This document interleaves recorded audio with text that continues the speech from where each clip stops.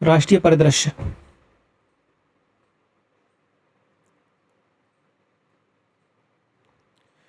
Noida international airport, इसके बारे में डिस्कस किया था। तो 15 जून 2026 को नोएडा इंटरनेशनल एयरपोर्ट ने पहली कॉमर्शियल फ्लाइट प्रारंभ की थी। ठीक है,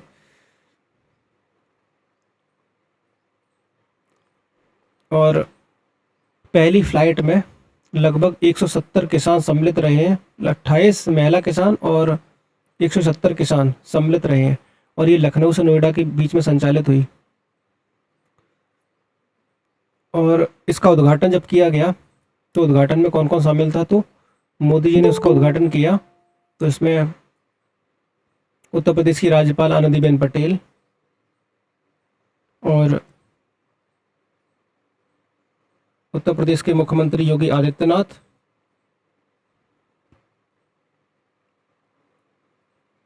उद्घाटन समारोह में शामिल रहे।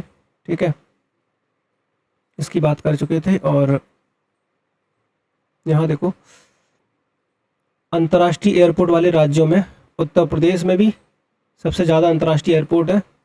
सबसे अधिक अंतर्राष्ट्रीय एयरपोर्ट वाले राज्यों में शुमार हो गया है यूपी। ठीक है, यूपी में इस समय कुल अंतर्राष्ट्रीय एयरपोर्ट की बात करें तो कितने बताए थे, 5। ठीक है, तो आप लोगों ने लिखे कि नहीं लिखे ये 5, ये कौन कौन से अंतर्राष्ट्रीय एयरपोर्ट है यूपी में। और जो हाल ही में ये जो एयरपोर्ट है ये कहाँ पर है, ग्रेटर नोएडा। ठीक है, ग्रेटर नोएडा में। और जेवर का यह एयरपोर्ट जो है वो यमुना एक्सप्रेसवे के किनारे स्थित है। उत्तर प्रदेश में हवाई अड्डों की तेजी से विस्तार हुआ है, जिनकी संख्या लगभग 17 पहुंच गई है। तो टोटल अगर पूछे, ये तो अंतर्राष्ट्रीय हवाई अड्डे हैं 5, लेकिन टोटल पूछे तो कितने हैं, टोटल 17 हवाई अड्डा। और सर इस ये समझ नहीं आया, 17 है और फिर आप बोल रहे हैं 5 भी है।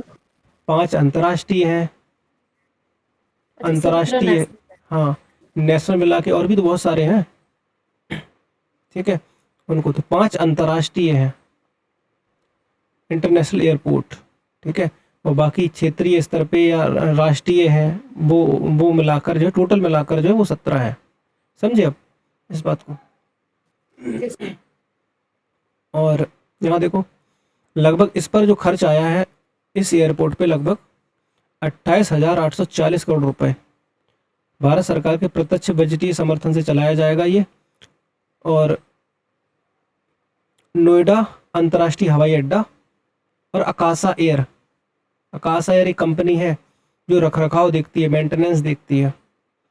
तो आकाशा एयर ने नोएडा अंतर्राष्ट्रीय हवाई अड्डे पर आकाशा एयर की पहली मेंटेनेंस, रिपेयर एंड ओवरऑल सुविधा स्थापित करने के लिए रणनीतिक साझेदारी की घोषणा की है।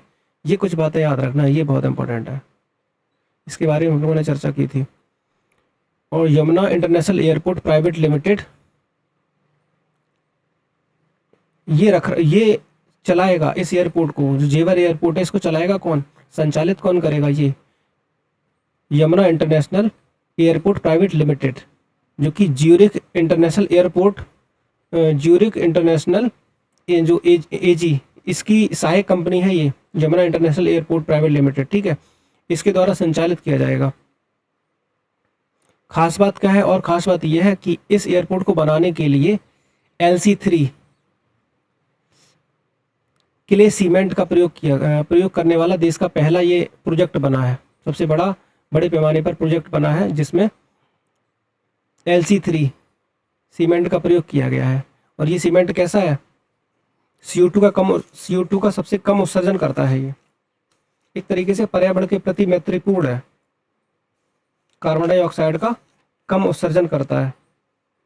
तो इसको पर्यावरण अनुकूल सीमेंट बोल सकते हो आप। ठीक है, LC3 इसको याद रखना है, इसको लाइमस्टोन कैल्साइंड। नेक्स्ट देखो, यहाँ पे अहमदाबाद मेट्रो रेल परियोजना,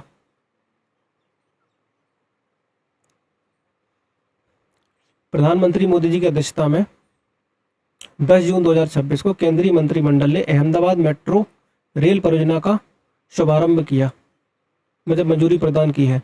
लगभग कितना किलोमीटर लंबा है ये?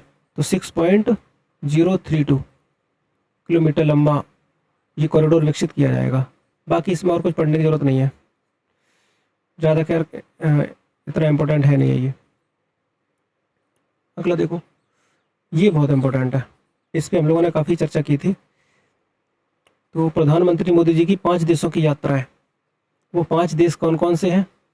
तो सबसे पहले यूएई, खाड़ी देश है ये, यूएई में गए। उसके बाद ये कहाँ गए? नीदरलैंड में। नीदरलैंड के बाद स्वीडन है, नॉर्वे है और इटली है। ठीक है, कौन सी बात इंपॉर्टेंट नहीं है? तो देखो, कुछ एमओयू साइन होते हैं, मैंने बताया था आप लोगों को कि विभिन्न देशों के बीच एमओयू साइन होते हैं, मेमोरेंडम ऑफ अंडरस्टैंडिंग, और ये बाध्यकारी नहीं होते एमओयू। किसी देश के साथ अगर एमओयू साइन होता है तो बाध्यकारी नहीं होता, करना ही है, आपसी सहमति से चाहे तो वो कर सकते हैं वो काम। तो जब यूएई गए तो यूएई में क्या क्या बातें हुई? तो यूएई के जो राष्ट्रपति है शेख मोहम्मद बिन जायद अल नाहयान, इनसे मुलाकात हुई। यूएई भारत का तीसरा सबसे बड़ा व्यापारिक भागीदार है, ये तीसरा। और मैंने बताया था कि भारत का सबसे बड़ा व्यापारिक भागीदार कौन है? तो पहले नंबर पे चाइना है, ठीक है, दूसरे नंबर पे अमेरिका है, तीसरे नंबर पे यूएई है, चौथे पे रशिया है। ठीक है, और यूएई भारत की कच्चे तेल की आवश्यकताओं का लगभग 11% और एलपीजी का लगभग 40% पूरा करता है। ठीक है, कच्चे तेल के बारे में भी बात की थी हम लोगों ने यहाँ पे। कच्चे तेल का जो सबसे ज़्यादा भारत आयात करता है तो किस किस देश से करता है? रशिया से, कच्चा तेल सबसे ज़्यादा। उसके बाद जो है सेकंड नंबर पे इराक, और तीसरे नंबर पे क्या है? सऊदी अरब। तो कच्चे तेल के आयात में भी आपको याद रखना है कि हम लोग सबसे ज़्यादा कच्चे तेल का आयात कहाँ से करते हैं? रशिया से करते हैं। ठीक है, तो ये तो व्यापारिक भागीदारी की बात हो गई।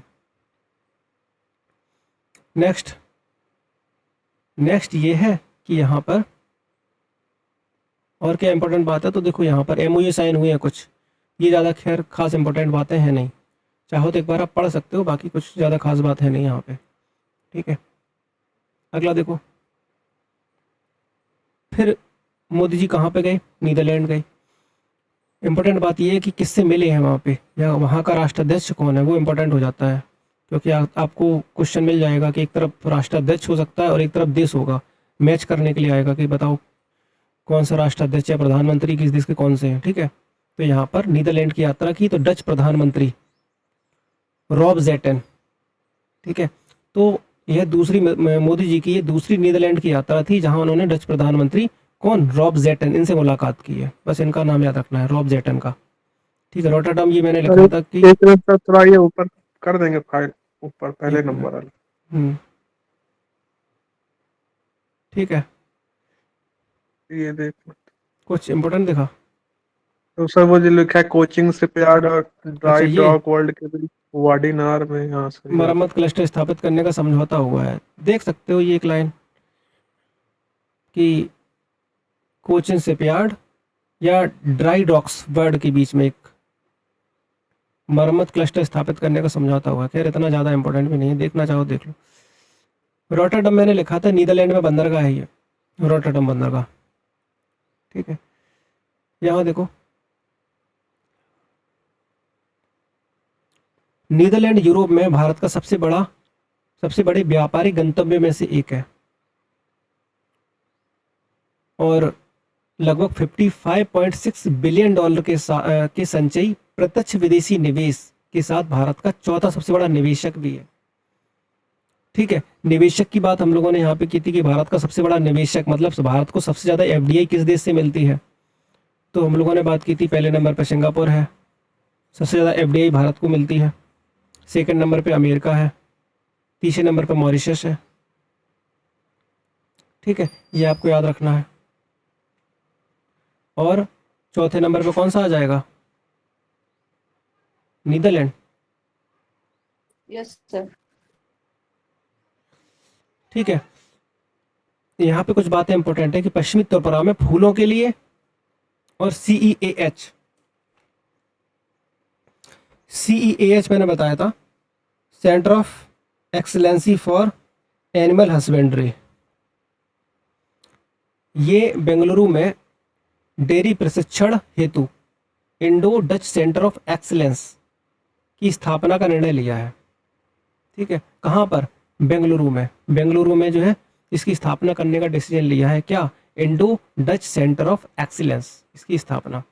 और फूलों के लिए ये पश्चिमी त्रिपुरा में। और यहाँ पर देखो नीचे कई सारे एमओयू साइन हुए हैं, ये सारे के सारे देखो कि धुलेरा जो कि गुजरात, यहाँ पर सेमीकंडक्टर के बारे में पढ़ेंगे हम लोग। सेमीकंडक्टर की एक इकाई स्थापित की गई है धुलेरा। तो यहाँ पर ये देखो भारत का पहला फ्रंट एंड सेमीकंडक्टर फैब, बहुत इंपॉर्टेंट है ये हालांकि। और स्थापित करने के लिए डच कंपनी ASML और टाटा इलेक्ट्रॉनिक्स के बीच में समझौता हुआ है। ये लाइन इंपॉर्टेंट है। उच्च शिक्षा के क्षेत्र में नालंदा यूनिवर्सिटी और ग्रोनिंगन यूनिवर्सिटी, इनके बीच में एक MOU साइन हुआ है। लीडेन यूनिवर्सिटी लाइब्रेरी और भारतीय पुरातत्व सर्वेक्षण ASI के बीच में भी MOU साइन हुआ है। ठीक है, इसको ज़्यादा याद रखना, ये आगे भी आपको पढ़ने को मिलेगा, अभी आगे भी है ये। ठीक है, नेक्स्ट देखो।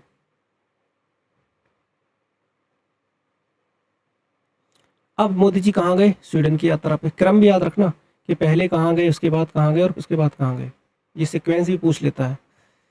तो स्वीडन की यात्रा की, और स्वीडन के जो प्रधानमंत्री हैं उल्फ क्रिस्टरसन,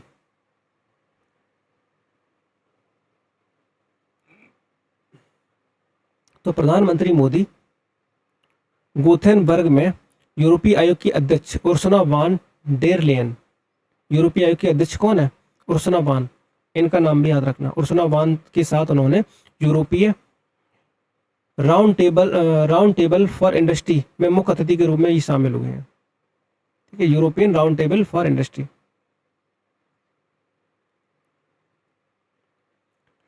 अब बात कौन सी इंपॉर्टेंट है? तो बात ये है, स्वीडन के प्रधानमंत्री मोदी जी को royal of the order of the polar star decree commander grand cross, ये सम्मान प्राप्त हुआ है इनको। एशिया के पहले नेता, एशियाई नेता हैं ये, पहले एशियाई नेता जिनको ये सम्मान मिला है। ठीक है, तो ये पॉइंट आपको याद रखना है। अगर पूछ ली कि royal order of the polar star decree commander and grand cross किस देश का सम्मान है ये, तो ये स्वीडन का है। इसके बाद मोदी जी कहाँ गए? नॉर्वे, यूरोपीय कंट्री है नॉर्वे, ये सब यूरोपियन कंट्री है, नॉर्वे, स्वीडन, ये सब। और आपको सीक्वेंस में मिलेगा नॉर्वे, स्वीडन, फिनलैंड, है ना। तो नॉर्वे यात्रा इन्होंने की है। और तीसरा भारत नॉर्डिक शिखर सम्मेलन था, एक्चुअल में तीसरा भारत नॉर्डिक शिखर सम्मेलन था, यहाँ पार्टिसिपेट करना था मोदी जी को। तो लगभग 43 वर्षों में किसी भी भारतीय प्रधानमंत्री की पहली नॉर्वे की यात्रा थी, 43 वर्षों में। और नॉर्वे के प्रधानमंत्री कौन है? तो जोनास गेर स्टार, नॉर्वे। ठीक है, और अगर हम क्वेश्चन पूछे कि फियर्ड तट, आपने सुना हो शायद हिंदी मीडियम वालों के लिए, फियर्ड तट का उदाहरण किस देश का सबसे बड़ा उदाहरण माना जाता है? ये नॉर्वे ही माना जाता है। फियर्ड तट मतलब कटा छटा तट, सबसे ज़्यादा मिलेगा नॉर्वे का। यहाँ देखो, इसरो और नॉर्वेजियन स्पेस एजेंसी के बीच में अंतरिक्ष के शांतिपूर्ण उपयोग और अन्वेषण पर फ्रेमवर्क समझौता हुआ है। तो ये याद रख सकते हो, नॉर्वे, इसरो और नॉर्वेजियन स्पेस एजेंसी के बीच में एक समझौता हुआ है कि जो भी अन्वेषण करेंगे, खोज करेंगे शांतिपूर्ण अंतरिक्ष में, अंतरिक्ष के लिए दोनों ने आपस में सहमति से समझौता किया। और यहाँ देखो 19 मई 2026 को ओस्लो में तीसरा भारत नॉर्डिक शिखर सम्मेलन जो हुआ है वो कहाँ पर हुआ है? ओस्लो में, नॉर्वे की राजधानी ओस्लो। और दूसरा मैंने बताया था, दूसरा जो भारत नॉर्डिक शिखर सम्मेलन हुआ है वो कहाँ पर हुआ था? तो हुआ था डेनमार्क में। ठीक है, डेनमार्क में। डेनमार्क की राजधानी क्या? कोपेनहेगन। तो जो दूसरा भारत नॉर्डिक शिखर सम्मेलन हुआ था वो कोपेनहेगन में हुआ था। ठीक है, और डेनमार्क डेयरी उद्योग के लिए भी जाना जाता है, काफी डेयरी प्रोडक्ट के लिए काफी जाना जाता है डेनमार्क। नेक्स्ट देखो, फर्स्ट वाला कहाँ हुआ था? ये आप लोग बताओ देख के मुझे, फर्स्ट वाला कहाँ हुआ है, सेकंड पता चल ही गया, तीसरा ये है, चौथा वाला ये है कि भारत नॉर्डिक शिखर सम्मेलन हेलसिंकी फिनलैंड में आयोजित किया जाएगा। चौथा वाला कहाँ पे, फिनलैंड में आयोजित किया जाएगा। फिनलैंड हजार झीलों का देश, इसी को तो बोलते हैं फिनलैंड को। ठीक है, पहला वाला बताना मुझे इसका देख के, तो चार के चार, चारों के चारों याद हो जाएंगे आप लोगों को। ठीक है, अगली बात करते हैं इटली। अब मोदी जी इटली की यात्रा पे गए, तो इटली की यात्रा पे, इटली की राजधानी रोम, रोम किस नदी पर, टाइबर नदी पर। तो उनकी इटली की पहली द्विपक्षीय यात्रा थी। उन्होंने इटली के राष्ट्रपति सर्जियो तो मेट्रेला, स्वीडन में हुआ था। कहाँ पर, स्वीडन। स्वीडन। ठीक है, याद कर लो आप लोग, पहला जो भारत नॉर्डिक शिखर सम्मेलन जो हुआ था वो कहाँ हुआ था, स्वीडन में, स्वीडन में। दूसरा कहाँ पर हुआ है, डेनमार्क में। तीसरा कहाँ पर हुआ है, ओस्लो में। और चौथा कहाँ पर, फिनलैंड में। अच्छा, आपको कुछ याद आ रहा इस तरीके से, ये इनको, इन देशों को अगर पढ़ रहे हैं सारा एक साथ। स्कैंडिनेवियन कंट्री पता है आपको, हाँ सर, यही सब है। स्कैंडिनेवियन कंट्री, स्कैंडिनेवियन कंट्री में आता है कौन कौन कंट्री, आइसलैंड, आइसलैंड, उसके बाद नॉर्वे, उसके बाद स्वीडन, और फिर आइसलैंड, नॉर्वे, स्वीडन और फिनलैंड।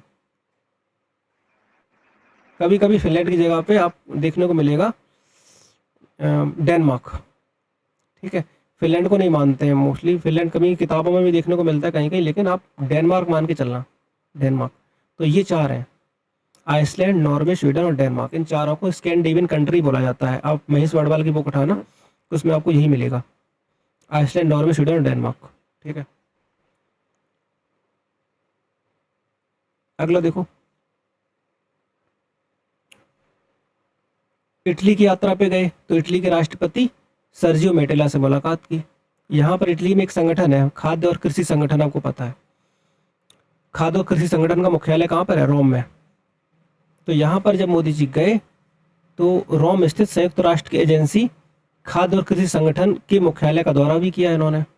और खाद्य और कृषि संगठन मुख्यालय में मोदी जी को FAO Agricola medal, Agricola medal भी यहाँ पर मेडल से सम्मानित किया गया इनको। ठीक है, ये लाइन इंपॉर्टेंट है, तो ध्यान से देखना। हम लोग यहाँ पे इंपॉर्टेंट बातें निकाल रहे हैं कि कौन कौन सी इंपॉर्टेंट बातें हैं जो एग्जाम पॉइंट ऑफ व्यू से बहुत ज़रूरी है। बाकी अननेसेसरी हम खुद ही कटवा देंगे, खुद ही निकलवा देंगे, इनको याद रखना है। द्विपक्षीय व्यापार को वर्ष 2029 तक 20 बिलियन यूरो तक पहुंचाने का इनका टारगेट है कि भाई दोनों आपस में व्यापार करेंगे, ट्रेड करेंगे, तो लगभग 2029 तक 20 बिलियन यूरो तक टारगेट रखा है। भारत और इटली के बीच में संस्कृति और पर्यटन वर्ष के रूप में मनाने की घोषणा भी की है 2027 को अगली साल जो है भारत और इटली के बीच में संस्कृति और पर्यटन वर्ष के रूप में मनाया जाएगा। भारत में एक नवाचार केंद्र इनोवेट इंडिया बनाने की भी घोषणा हुई है, इसको याद रखना है। एक इनोवेट इंडिया बनाने की घोषणा हुई है, एक नवाचार केंद्र बनाएंगे भारत में। ठीक है, बाकी ये बहुत सारी MOU साइन हुए, इनको हटाओ। नेक्स्ट बात करते हैं, यहाँ देखो NCRB की रिपोर्ट हम लोगों ने डिस्कस की थी। NCRB की report, national crime record bureau 2026। तो इसमें जो रिपोर्ट ये जारी हुई है भारत में, अपराध 2024 रिपोर्ट जारी हुई है, जिसमें लगभग कॉग्निजेबल ऑफेंस, संज्ञेय अपराध, याद रखना दो तरह के अपराध, एक संज्ञेय अपराध कॉग्निजेबल ऑफेंस होता है और नॉन कॉग्निजेबल ऑफेंस होता है। कॉग्निजेबल ऑफेंस में क्या होता है कि इसमें ये गैर जमानती वारंट होते हैं, गैर जमानती होते हैं संज्ञेय अपराध, इनमें जमानत नहीं होती। और नॉन कॉग्निजेबल ऑफेंस में उनमें जमानत हो जाती है, इनमें जमानत नहीं होती। तो लगभग ये इतने केसेस, ये रट्टा मारने की जरूरत नहीं है, बस नंबर्स देखना चाहो देख लो। इतने संज्ञेय अपराध दर्ज किए गए थे जिनमें लगभग इतने भारतीय दंड संहिता और भारतीय न्याय संहिता के अंतर्गत, ठीक है, शामिल है। यह संख्या वर्ष 2023 में दर्ज लगभग इतने मामलों की तुलना में लगभग ये मामले जो हैं 6% की कमी दर्ज की गई है। कहने का मतलब ये है कि अपराधों में कमी दर्ज मिली है देखने को। कितनी परसेंट दर्ज कमी देखने को मिली है? 6% दर्ज देखने को मिली है। इन नंबर्स को याद ना करना, हम पहले ही बता दे रहे हैं आप लोगों को, इन नंबर्स को याद मत करना। प्रति लाख जनसंख्या पर दर्ज अपराध दर 2023 के लगभग 448.3 से घटकर लगभग 2024 में कितने हो गए हैं? अपराध दर लगभग 418.9 इतने हो गए हैं। प्रति लाख जनसंख्या की बात कर रहे हैं, प्रति लाख जनसंख्या पर। ठीक है, बाकी ये सब पढ़ने की जरूरत नहीं है। यहाँ देखो 2024 में महिलाओं और बच्चों के विरुद्ध अपराधों की कुल लगभग 2,84,530 मामले दर्ज किए गए। महिलाओं और बच्चों से संबंधित अपराधों की बात करें तो, ठीक है, तो आईपीसी और बीएनएस के अंतर्गत कुल अपराधों का 8% है। जो ये महिला और बच्चों से संबंधित अपराध दर्ज किए गए हैं वो आईपीसी और बीएनएस के अंतर्गत कुल अपराधों का कितना परसेंट है? 8% है। ठीक है, ये सब भी छोड़ दो, इसको भी मत पढ़ो।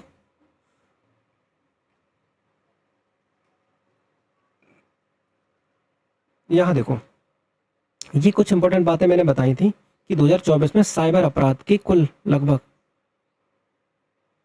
1,01,928 मामले दर्ज किए गए, जो लगभग 2023 के 86,420 मामलों की तुलना में 17.9% अधिक है।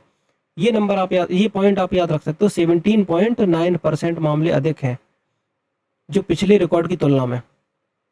ठीक है, तो कहने का मतलब ये है कि साइबर अपराध बढ़ा है, साइबर क्राइम काफ़ी ज़्यादा बढ़ गए हैं पहले की तुलना में। ठीक है, इस श्रेणी में अपराध दर लगभग 6.2 से बढ़कर 7.3 प्रति लाख जनसंख्या हो गई है। अपराध दर देख रहे हो, बढ़ गया है। पहले 6.2 था, उससे बढ़ के कितना हो गया है? 7.3 हो गया है 1 लाख की जनसंख्या पर। ठीक है, अब इन अपराधों में, साइबर अपराधों में धोखाधड़ी हो गई, सबसे बड़ा कारण है, सबसे बड़ा फ्रॉड ही चल रहा है आजकल, धोखाधड़ी साइबर अपराधों में। तभी तो देखो कितने सारे ऐड वगैरह भी आते हैं धोखाधड़ी से संबंधित मामले। सरकार अवेयर करने का प्रयास कर रही है। फिर देखो यौन शोषण है, इसके बाद, और उसके बाद आप देखो कोई उगाही है, जबरन वसूली है, ये है। यहाँ देखो 2024 में आईपीसी और बीएनएस अपराधों के अंतर्गत सर्वाधिक आरोप पत्र दाखिल हुए हैं। मतलब चार्जशीट रेट वाले जो राज्य हैं वो कौन कौन से हैं? राज्य और यूटीज में बात करें तो चार्जशीट रेट वाले राज्यों में आप देखोगे पहले नंबर पे केरला है, सेकंड नंबर पे क्या है? पांडिचेरी है, और तीसरे पे पश्चिम बंगाल है। ठीक है, ये आप याद रखना, पांडिचेरी और तीसरे पर वेस्ट बंगाल, ये। ठीक है, नेक्स्ट देखो,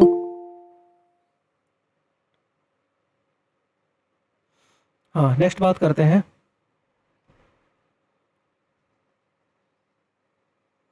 महानगरों की। 19 महानगरों में आईपीसी और बीएनएस अपराधों के अंतर्गत सर्वाधिक चार्जशीट रेट वाले जो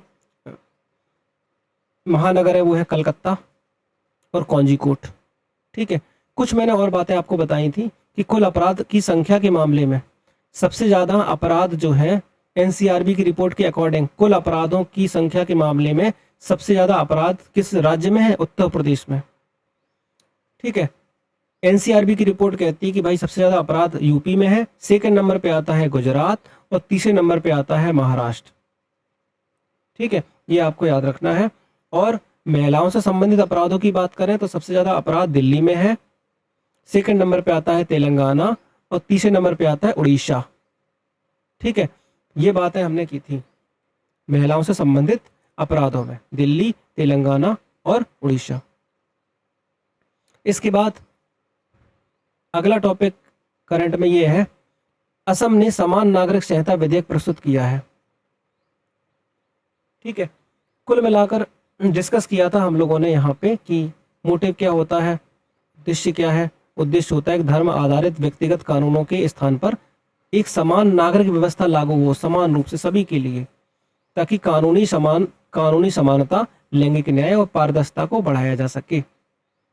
ठीक है, और इस विधेयक से अनुसूचित जातियों को अपने दायरे से बाहर रखता है ये विधेयक। और यह छूट संविधान के अनुच्छेद 366 इसका कॉज 25 और अनुच्छेद 342 के अर्थ में अनुसूचित जातियों पर लागू है। ठीक है, कुल राज्य मैंने डिस्कस किया था हम लोगों ने यहाँ पे कि कुल राज्य कितने हैं जहां पर समान नागरिक संहिता लागू है। पहले गोवा तो पहले ही हो चुका, गोवा तो बहुत पहले से लागू है, गुजरात और उत्तराखंड। कुल मिलाकर हम कह सकते हैं कि 3 ऐसे राज्य हैं जहां पर समान नागरिक संहिता लागू हो गई है। ठीक है,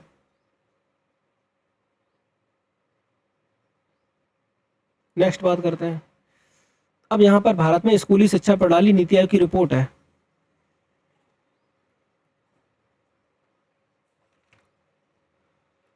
स्कूली शिक्षा प्रणाली नीति आयोग की रिपोर्ट, इसमें क्या इंपॉर्टेंट बात है तो आप लोग खूब अच्छे से इसको पढ़ सकते हो। इसमें ज़्यादा कुछ खास बात देखने को मिलेगी नहीं आपको।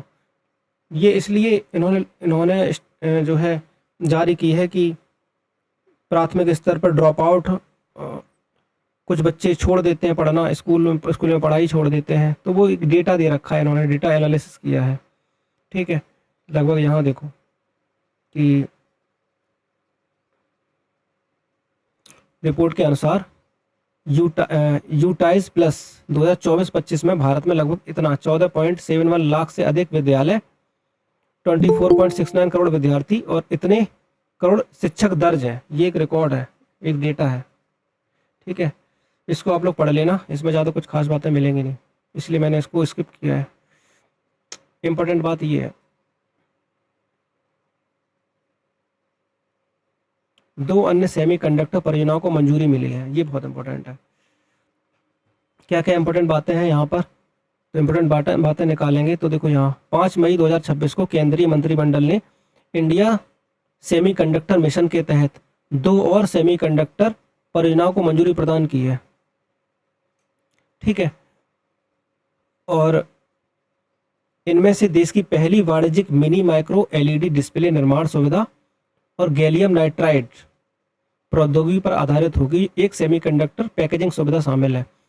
यहाँ इंपॉर्टेंट बात यह है कि दोनों परियोजनाएं गुजरात में स्थापित की जाएंगी। जो स्वीकृत दोनों परियोजनाएं हैं वो कहाँ स्थापित की जाएंगी? गुजरात में। और इन परियोजनाओं पर लगभग लागत है 3,936 करोड़ रुपए का निवेश किया जाएगा यहाँ पर।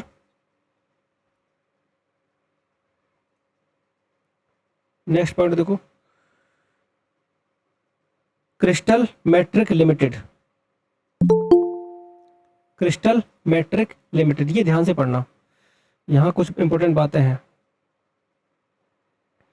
क्रिस्टल मैट्रिक लिमिटेड, तो क्रिस्टल मैट्रिक लिमिटेड गुजरात के धोलेरा में कंपाउंड सेमीकंडक्टर फैब्रिकेशन और एटीएमसी की एक एकीकृत सुविधा स्थापित करेगी।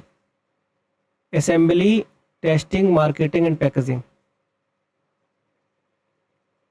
ठीक है, ये एक इम्पोर्टेंट बात है कि ये जो क्रिस्टल मैट्रिक्स लिमिटेड जो है ये कहाँ पे सेमीकंडक्टर जो फैब्रिकेशन इकाई स्थापित कर रहा है? गुजरात के धुलेरा में। ठीक है, और किस प्रकार ये काम करेंगे, मतलब ये जो सेमीकंडक्टर जो बनाएंगे इनका उपयोग कहाँ कहाँ होता है? टैबलेट है, स्मार्टफोन है, डिस्प्ले, वाहन आधारित डिस्प्ले है, उनमें ये यूज होगा। ये सब लिखा हुआ है यहाँ पे देखो।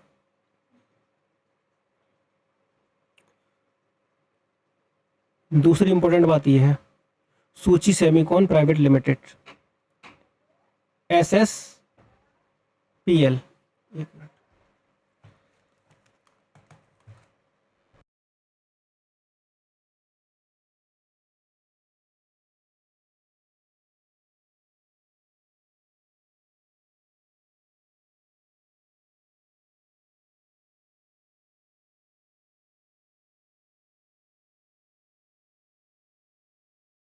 ठीक है। देखो नेक्स्ट इंपॉर्टेंट बात क्या है,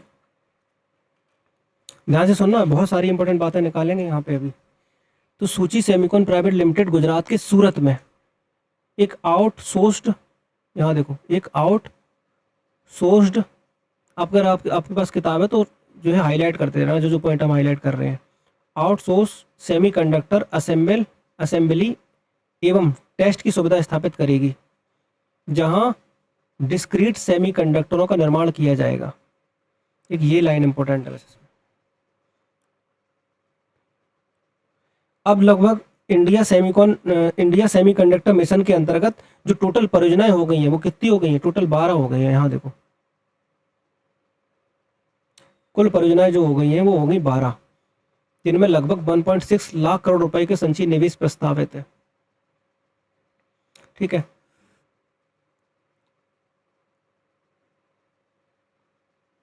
अगला देखो, देख रहे हो यहाँ परियोजनाओं में प्रस्तावित उत्पादन क्षमता लगभग इतना मिलियन चिप्स प्रति वर्ष। ये याद मत करना, ठीक है, बस देख लो कि सूची सेमीकॉन प्राइवेट लिमिटेड, ये कंपनी जो है गुजरात के सूरत में एक सेमीकंडक्टर असेंबली एवं टेस्ट की सुविधा स्थापित कर रही है।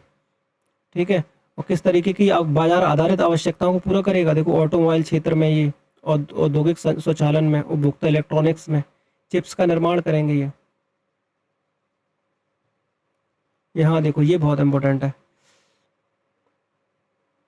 जून 2026 में उत्तर प्रदेश मंत्रिपरिषद ने उत्तर प्रदेश सेमीकंडक्टर नीति 2024, ये बहुत इंपॉर्टेंट है मेंस पॉइंट ऑफ व्यू से भी, कि उत्तर प्रदेश सेमीकंडक्टर नीति 2024 सरकार ने ये लागू की है। उत्तर प्रदेश सेमीकंडक्टर नीति क्यों? क्योंकि निवेशक ज़्यादा से ज़्यादा यहाँ पे निवेश करें, उनके लिए ऐसा वातावरण इन्होंने उपलब्ध करा दिया है ताकि यहाँ पर आराम से लोग, यहाँ पे बाहर के जो निवेशक हैं वो यहाँ पर आए और निवेश ज़्यादा से ज़्यादा करें। अब निवेश करेंगे, ऑब्वियस सी बात है कि धीरे धीरे यहाँ पे इकोनॉमिक एक्टिविटीज़ बढ़ेंगी, आर्थिक गतिविधियाँ बढ़ेंगी, लोगों को जॉब क्रिएशन भी होगा। और सेमीकंडक्टर देखो, सेमीकंडक्टर बहुत ज़्यादा जो है डिमांडेबल भी है काफ़ी ज़्यादा। ठीक है, अच्छा मुझे ये बताओ कि उत्तर प्रदेश में कहाँ पर स्थापित किया गया है सेमीकंडक्टर कंपनी, जो एक नोएडा। जोहर के पास हाँ एयरपोर्ट। नोएडा। हाँ ठीक है, तो HCL कंपनी ने स्थापित की। HCL ने किसके साथ? HCL ने फॉक्सकॉन, अगर आपने सुना हो, फॉक्सकॉन के साथ, हाँ फॉक्सकॉन के साथ जो है मिलकर स्थापित की है सेमीकंडक्टर इकाई स्थापित की है, जिसमें आप इसमें देखोगे किस लिए? डिस्प्ले निर्माण के लिए, ड्राइवर है, चिप्स है, इसके लिए, इसके निर्माण के लिए। साइड के बॉक्स में दिया है इसका। हाँ अच्छा, हाँ ये देखो दे रखा है यहाँ पर, इसी की बात कर रहे थे। अभी हम लोग आएंगे यहाँ पे, तो यहाँ पर स्थापित की है कहाँ पर? जेवर में, नोएडा में ना? नहीं हाँ हाँ इंडस्ट्रियल एरिया है, ठीक है, जेवर एयरपोर्ट के नज़दीक है, वहीं के पास। ठीक, अब देखो और क्या बात है, भारत का प्रथम, ये देखो भारत का प्रथम सेमीकंडक्टर फैब्रिकेशन प्लांट कहाँ पर? तो ये गुजरात के धुलेरा में। मैंने इसलिए बोला था कि अभी हम लोग आगे पढ़ चुके हैं इसको, यहाँ पे फिर से वही गुजरात के धुलेरा में Tata semiconductor manufacturing private limited के लिए एक विशेष आर्थिक क्षेत्र अधिसूचित किया है वाणिज्य और उद्योग मंत्रालय द्वारा। ठीक है, और ये सिलिकॉन चिप्स का निर्माण करेंगे, सिलिकॉन कंप्यूटर चिप्स हैं, इनका निर्माण करेंगे। फैब का अर्थ है कि असेंबल पैकेजिंग के अलग एक अत्यंत पूंजी गहन इकाई है जहां सिलिकॉन फैबर पर वास्तविक चिप का निर्माण किया जाएगा, सिलिकॉन का। और इम्पोर्टेंट बात क्या है, यहाँ पे कुछ कुछ 4 परियोजनाएं हैं, इनको सुनना ध्यान से। नई 4 परियोजनाएं हैं, जिनमें 2 तो इन्होंने उड़ीसा में स्थापित करेंगे, 2 उड़ीसा में और 1 आंध्र प्रदेश में और 1 पंजाब में। 4 परियोजनाओं को मंजूरी मिली है, जिनमें देखो 2 तो उड़ीसा में है। 6M और 3D ग्लास का प्लांट उड़ीसा में लगाया जाएगा। ठीक है, ये देखो 4 परियोजनाएं, 6M, continental device India private limited, ठीक है, CDIL, और 3D glass solutions ink, advance system इन पैकेज टेक्नोलॉजीज। तो CDIL पंजाब में और ASIP ये आंध्र प्रदेश में लगाया जाएगा। ये इंपॉर्टेंट बात है। CDIL का मतलब समझ गए, continental device India limited, continental device India limited, ठीक है इसका मतलब। और ASIP का मतलब क्या है, application specific instruction set processor, ठीक है फिर सुन लो, application specific instruction set processor, ठीक है। अब इसमें किसका यूज करेंगे ये, तो यहां देखो,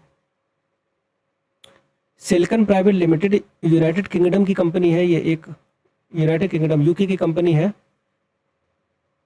जो क्लास सिक वेफर फैब लिमिटेड के साथ मिलकर ये भुवनेश्वर उड़ीसा में इन्फो वैली में सिलिकॉन कार्बाइड, यहाँ पर सिलिकॉन कार्बाइड का यूज कर रहे हैं ये, ठीक है। ग्लास की कुछ ये एक बार पढ़ना है इसके बारे में, ग्लासेस का ये चिप वगैरह बना रहे हैं, ग्लासेस का काफ़ी यूज कर रहे हैं एक दूसरे को जोड़ने के लिए। कंपाउंड सेमीकंडक्टर की एक एकीकृत इकाई है, ठीक है। इसमें देखो, उसमें सिलिकॉन का यूज कर रहे हैं, यहाँ सिलिकॉन कार्बाइड का यूज कर रहे हैं, और ये देश का पहला वाणिज्यिक कंपाउंड फैब है। ये परियोजना में सिलिकॉन कार्बाइड डिवाइस का निर्माण किया जाएगा, देखो वही बात है लिखी है, सिलिकॉन कार्बाइड डिवाइस का निर्माण किया जाएगा। इस कंपाउंड सेमीकंडक्टर फैब की वार्षिक क्षमता लगभग 60,000 वेफर्स और 9.6 करोड़ यूनिट पैकेजिंग की होगी। ये सब याद रखने की जरूरत नहीं है आप लोगों को। इसका उपयोग कहाँ कहाँ करेंगे ये, देखो वहाँ पर अभी हम लोगों ने बात की थी, जो धोलेरा में स्थापित कर रहे हैं, तो ये सिलिकॉन की चिप्स बनाएंगे, कंप्यूटर के लिए यूज हो सकता है और अन्य चीज़ों के लिए लैपटॉप वगैरह में यूज कर सकते हैं। यहाँ पर ये किस किस के में काम आएगा, तो रक्षा उपकरण है, इलेक्ट्रॉनिक्स वाहन में, railway fast charger, data centre rank, इन सब में यूज कर रहे हैं। सोलर पावर इन्वर्टर में भी इनका यूज कर सकते हैं। 3D glass solutions Inc Bhubaneswar Orissa के इन्फो वैली में vertically integrated advanced packaging embedded glass substrate unit स्थापित करेगा, ठीक है। और advance system in packaging technologies Andhra Pradesh में, ये आंध्र प्रदेश में सेमीकंडक्टर विनिर्माण इकाई स्थापित करेगा, जिसका तकनीकी सहयोग दक्षिणी कोरिया, तो साउथ कोरिया इसमें हेल्प कर रहा है। साउथ कोरिया की APACT कॉर्पोरेशन लिमिटेड, ये कोई कंपनी है इसकी, दक्षिण कोरिया की, जो इसमें सपोर्ट कर रही है आंध्र प्रदेश में सेमीकंडक्टर की इकाई के निर्माण में, ठीक है। और अभी जो ऊपर हम लोगों ने पढ़ा था, ये वाला, ये कंपनी, ये 3D glass solution ink info, इसमें कौन सहयोग कर रहा है,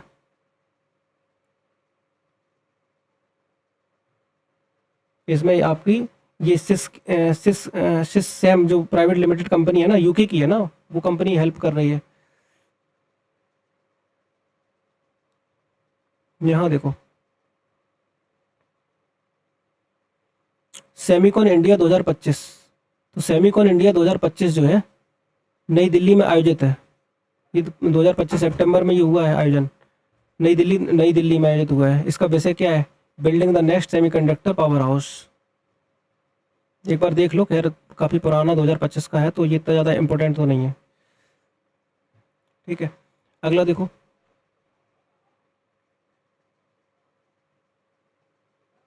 जो हम लोग अभी बात कर रहे थे यूपी में, तो HCL और फॉक्सकॉन कंपनियां मिलकर यमुना एक्सप्रेसवे औद्योगिक विकास प्राधिकरण के नज़दीक स्थापित कर रही हैं एक यूनिट, जो यूपी में यूनिट जो स्थापित हो रही है वो ये हो रही है। HCL जो है फॉक्सकॉन के सहयोग से कर रहे हैं स्थापित, और जो HCL फॉक्सकॉन जो है, दोनों क्रमशः भारत और ताइवान की कंपनी, ये जो फॉक्सकॉन है ताइवान की कंपनी है, ताइवान के इलेक्ट्रॉनिक्स और टेक्नोलॉजी के क्षेत्र में कार्यरत एक कंपनी है। केंद्रीय इलेक्ट्रॉनिक्स और सूचना प्रौद्योगिकी मंत्री अश्वनी वैष्णव ने अक्टूबर 2025 में IIT भुवनेश्वर में नमो सेमीकंडक्टर लेबोरेटरी की स्थापना को मंजूरी दी है। ये इंपॉर्टेंट बात है, इसको याद रखना, ठीक है। नमो सेमीकंडक्टर लेबोरेटरी की स्थापना को मंजूरी दी गई है। नेक्स्ट देखो, अगला है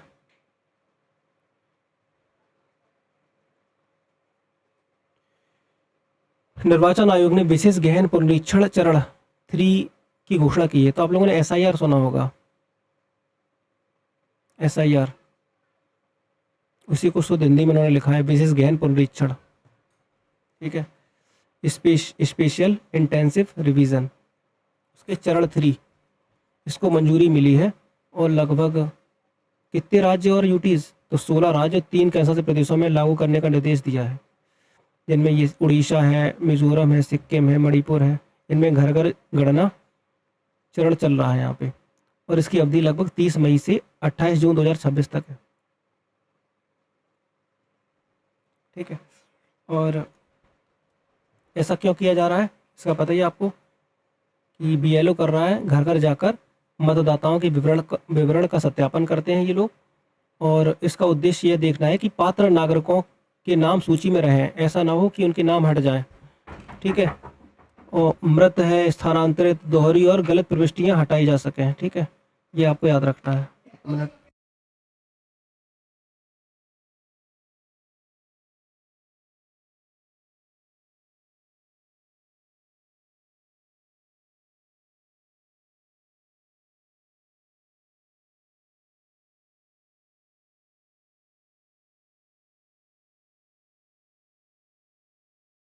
ठीक है। तो यहाँ तक समझ गए आप लोग, इसको याद रखना। बाकी देखो इसमें ज़्यादा परेशान मत होना, इसमें कोई ज़्यादा खास इंपॉर्टेंट नहीं है। बस ये आर्टिकल आप देखना चाहो, आर्टिकल 324, ये तो पता ही है आप लोगों को, आर्टिकल 324 पढ़ लेना।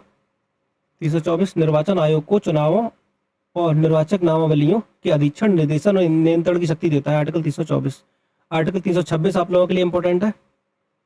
326 क्या कहता है कि 18 वर्ष या उससे अधिक आयु का भारतीय नागरिक अगर है और यदि विधि द्वारा अयोग्य नहीं है तो मतदाता के रूप में पंजीकरण का अधिकारी होगा वो, ठीक है, वोट डालने का राइट है फिर तो।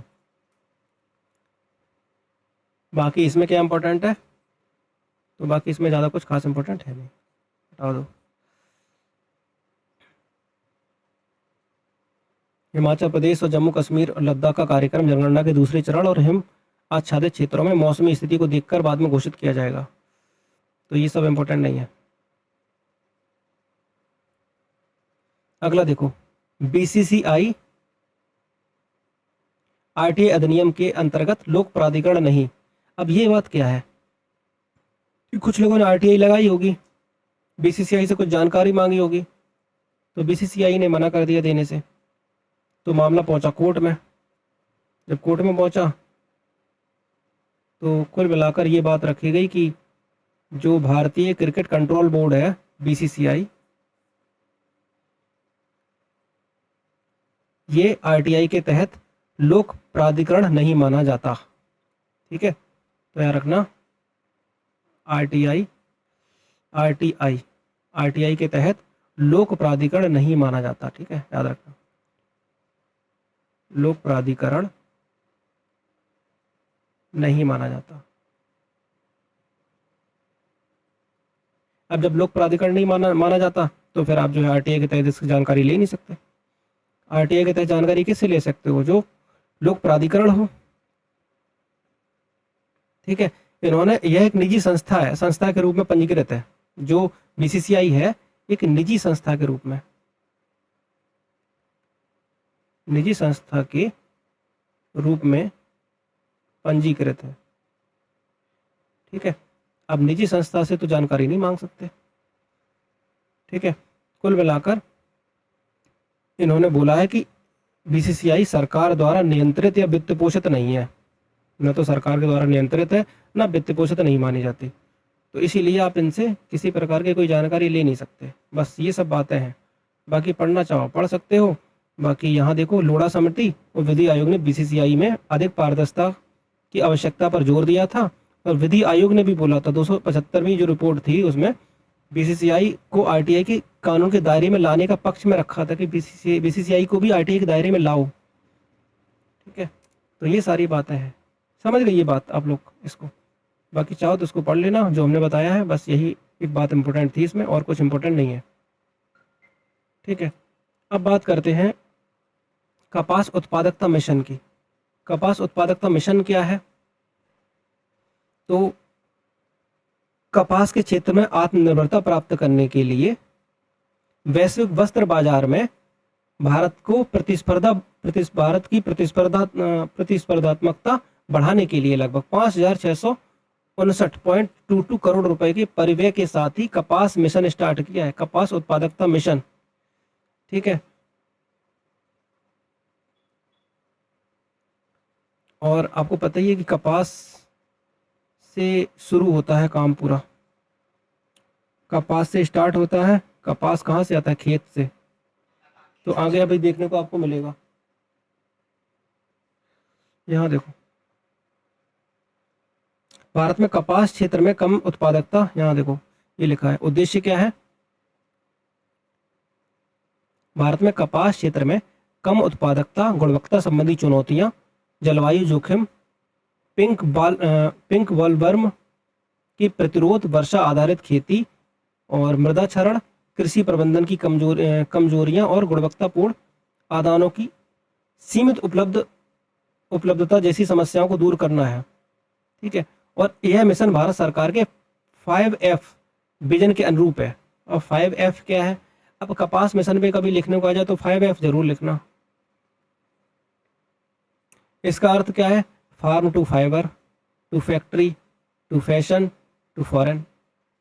भाई खेत से तैयार हो रहा है, रेशा बना रहे, रेशा से कारखाने में कपड़ा बना रहे। ठीक है, और कारखाने में जब कपड़ा बन जाता तो फिर फैशन के लिए अलग अलग डिजाइन के कपड़े बन रहे हैं, और फैशन से फिर विदेश तक पहुंच सुनिश्चित कर रहे हैं। ठीक है, तो ये बात है। यहाँ देखो लक्ष्य क्या है? इसका मुख्य लक्ष्य है कि 2031 तक कपास की उत्पादकता को लगभग 440 किलोग्राम प्रति हेक्टेयर तक बढ़ाना है। ध्यान से पढ़ना, इसके कल हम लोग क्वेश्चन आंसर भी करेंगे, जो पढ़ा रहे हैं सब इसके क्वेश्चन भी करेंगे। तो 2031 तक कपास की उत्पादकता को 440 किलोग्राम प्रति हेक्टेयर तक बढ़ाकर 755 किलोग्राम प्रति हेक्टेयर करेंगे। ये टारगेट इन्होंने रखा है। और यहाँ देखो, भारत को वैश्विक कपास उत्पादन में 21% से अधिक हिस्सेदारी रखता है। ये भारत जो है वो वैश्विक कपास उत्पादन का कितना % हिस्सेदारी रखता है? 21%। कपास को क्या बोलते हैं? व्हाइट गोल्ड बोलते हैं यार कपास को। और ग्रीन गोल्ड किसको बोलते हैं? बांस। हाँ, बैम्बू, बांस। बैम्बो। ठीक है, यहाँ देखो, कपास क्षेत्र में लाखों किसानों की आजीविका और भारत के वस्त्र उद्योग दोनों के लिए अत्यंत महत्वपूर्ण है। ये किसानों के लिए भी, वस्त्र उद्योग के लिए भी बहुत आवश्यक है।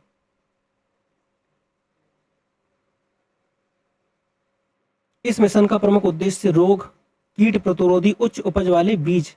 अब इस मिशन का मोटिव क्या है कि भाई ऐसे बीजों का उत्पादन करो ताकि कीट प्रतिरोधी हो और अच्छी किस्म हो, उच्च किस्म वाली ऊन हमको उच्च किस्म वाला हमें कॉटन मिल सके, कपास मिल सके। ठीक है, इसके अंतर्गत अधिक उपज देने वाले जलवायु प्रतिरोधी और कीट प्रतिरोधी बीज विकसित किए जाएं, ऐसे बीज बनाएं।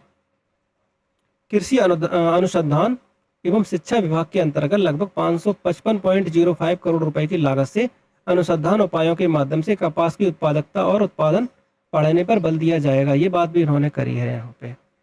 ठीक है, मिशन का क्रियान्वयन कृषि और कल्याण मंत्री, यहाँ देखो ये लाइन इंपॉर्टेंट है। एक मिशन का क्रियान्वयन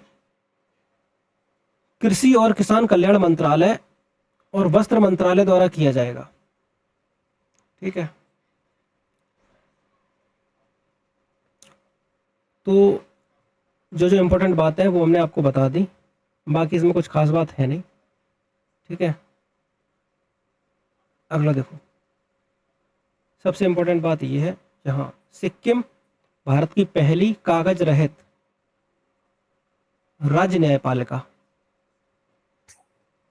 भारत की पहली कागज रहित राज्य न्यायपालिका, ये काफी इंपॉर्टेंट है।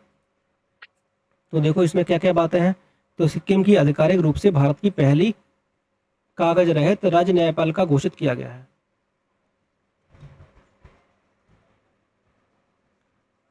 ठीक है, यह घोषणा गंगटोक में आयोजित प्रौद्योगिकी, यहाँ ध्यान से देखना, प्रौद्योगिकी और न्यायिक शिक्षा सम्मेलन कहाँ पर हुआ है ये? गंगटोक में। सिक्किम की राजधानी क्या है? गंगटोक। तो अगर क्वेश्चन आए कि प्रौद्योगिकी और न्यायिक शिक्षा सम्मेलन का आयोजन कहाँ पर हुआ है, तो गंगटोक में हुआ है। तो यहीं पर ही इन्होंने घोषणा की है, भारत की पहली कागज रहित राज्य न्यायपालिका घोषित, इसकी घोषणा की है। ठीक है, यहाँ देखो, यह घोषणा भारत के मुख्य न्यायमूर्ति सूर्यकांत द्वारा सम्मेलन के उद्घाटन सत्र के दौरान की गई। ठीक है, सिक्किम के मुख्यमंत्री कौन है? प्रेम सिंह तमांग अतिथि के रूप में उपस्थित थे। वहां पर गंगटोक में आयोजित किया गया था, तो जहां पर प्रेम सिंह तमांग जो थे अतिथि के रूप में उपस्थित रहे हैं। सिक्किम की न्यायपालिका ने देश की पहली ऐसी राज्य न्यायपालिका बनाने की उपलब्धि प्राप्त की है जिसने पूर्ण रूप से कागज रहित प्रणाली की दिशा में कदम उठाया है। ठीक है, यहां पर इंपॉर्टेंट बात कुछ ये है, इधर आ जाओ इस साइड पर। सुपेस और सुवास, ये दो एआई उपकरण हैं। सुपेस और सुवास जैसे कृत्रिम बुद्धिमत्ता उपकरणों को महत्वपूर्ण प्रौद्योगिकी नवाचारों के रूप में रेखांकित किया गया। सुपेस क्या है? न्यायिक अनुसंधान और वाद संबंधी सहायता में मदद करता है ये। और सुवास न्यायिक दस्तावेजों के अनुवाद में ये अनुवाद करेगा, ट्रांसलेट करेगा और भाषा सुलभता को बेहतर बनाएगा। ठीक है, तो दोनों एआई उपकरण हैं ये दोनों के दोनों। सुपेस और सुवास, इन दोनों को आपको याद रखना है बस इसमें।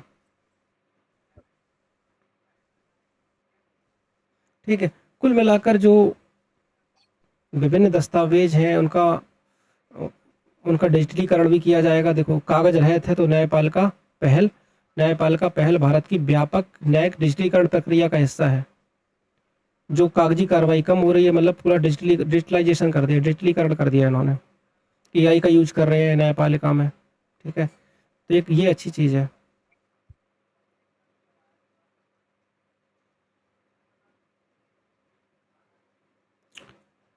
यहाँ देखो, सर्वोच्च न्यायालय ने वन केस वन डेटा सुसहायक का शुभारंभ किया है। एक पहल ये भी की गई है, वन केस वन डेटा और सुसहायक। अब ये क्या है? तो 11 मई 2026 को दो महत्वपूर्ण डिजिटल पहल का शुभारंभ किया गया है, वन केस वन डेटा और सुसहायक। ये दो महत्वपूर्ण पहल हैं, डिजिटल पहल है, ये डिजिटल पहल लिखा हुआ है। डिजिटल पहल का शुभारंभ किया गया है, वन केस वन डेटा और सुसहायक। अब दोनों डिजिटल पहल के बारे में जानो क्या बात है। तो यहाँ देखो, वन केस वन डेटा न्यायपालिका के विभिन्न स्तरों पर वाद प्रबंधन को सुव्यवस्थित करने का एक डिजिटल पहल है ये। इसका मतलब ये है कि न्यायपालिका में जो भी कामकाज जो भी अब चलेंगे उनका डिजिटली रिकॉर्ड रखा जाएगा। सारे केसों का रिकॉर्ड रखा जाएगा, यहाँ पे सारे केसों का रिकॉर्ड होगा, वन केस वन डेटा इसके अंतर्गत, ताकि निचली न्यायालयों में कुछ भी, कोई भी अगर किसी को डेटा चाहिए कुछ भी, तो उन तक पहुंच सुनिश्चित हो सके, एक्सेस रहे, उनको पता रहे कि हाँ अपर जो सुप्रीम कोर्ट में क्या चल रहा है क्या नहीं। तो सारे रिकॉर्ड, सारे केसों का रिकॉर्ड रहेगा। तो one case one data, one case one data का यहाँ देखो उद्देश्य क्या लिखा है। उद्देश्य न्यायालयी वादों के लिए एकीकृत डिजिटल डेटाबेस तैयार करना है। एक डिजिटल डेटाबेस तैयार करेंगे ये। अब बात करते हैं सुसहायक के बारे में। सुसहायक क्या है? सुसहायक सर्वोच्च न्यायालय की वेबसाइट से एकीकृत कृत्रिम बुद्धिमत्ता संचालित चैटबॉट है ये सर्वोच्च न्यायालय की वेबसाइट पर ही मिलेगा। एक एआई टूल है ये, और ये एआई टूल क्या करेगा? वादकारियों और अधिवक्ताओं को न्यायालय संबंधी सेवाओं तक अधिक सरलता से पहुंच बनाने में सहायता करेगा।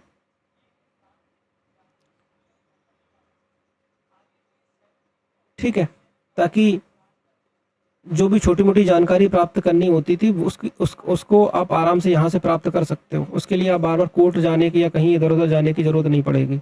तो स्वसहायक सर्वोच्च न्यायालय की वेबसाइट पर शुरू किया गया कृत्रिम बुद्धिमत्ता संचालित एक सहायक चैटबॉट है। ये बुनियादी न्यायालय संबंधी प्रश्नों के लिए मध्यस्थों पर निर्भरता को कम करने में सहायता करेगा। जो मध्यस्थ मीडिएटर की जो भूमिका निभाते हैं, उनको उनके माध्यम से हम कोई जानकारी प्राप्त करते हैं तो वो सब खत्म कर देगा। आप डायरेक्टली जानकारी प्राप्त कर सकते हो सुप्रीम कोर्ट की वेबसाइट पे जाके एआई टूल के माध्यम से। ठीक है, सर्वोच्च न्यायालय ने इसे राष्ट्रीय सूचना विज्ञान केंद्र के सहयोग से शुरू किया है। इसके माध्यम से तो राष्ट्रीय सूचना विज्ञान केंद्र के सहयोग से। ठीक है, इसको आपको याद रखना है।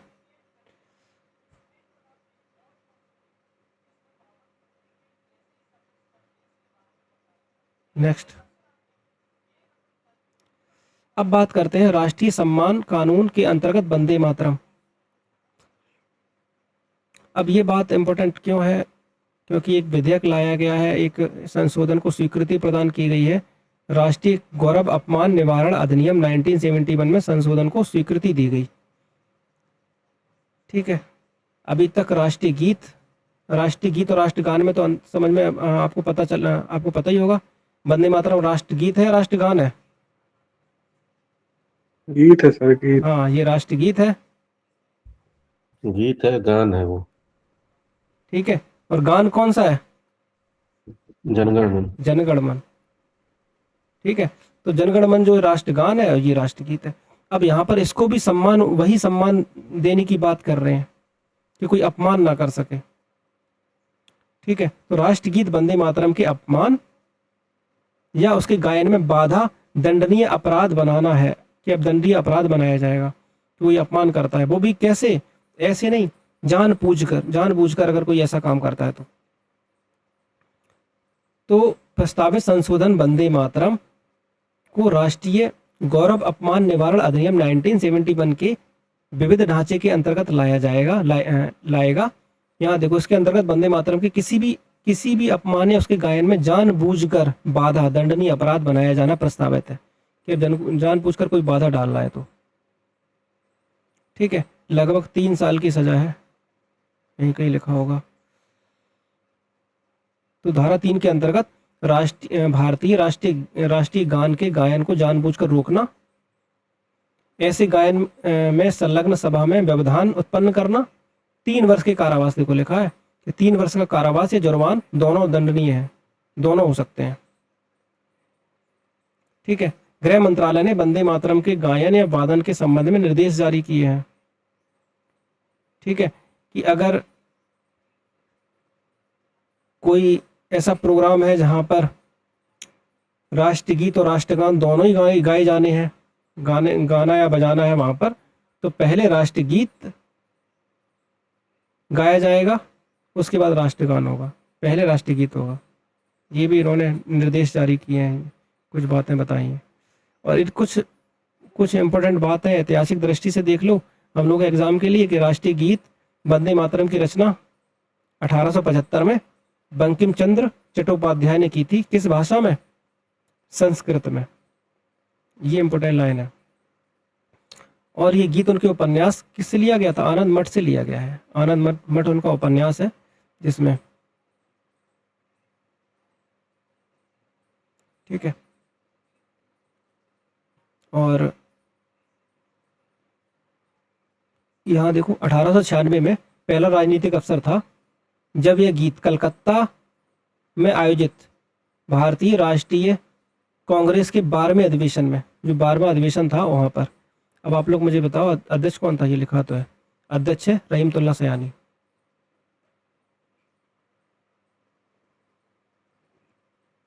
ठीक है, ये आपको याद रखना है।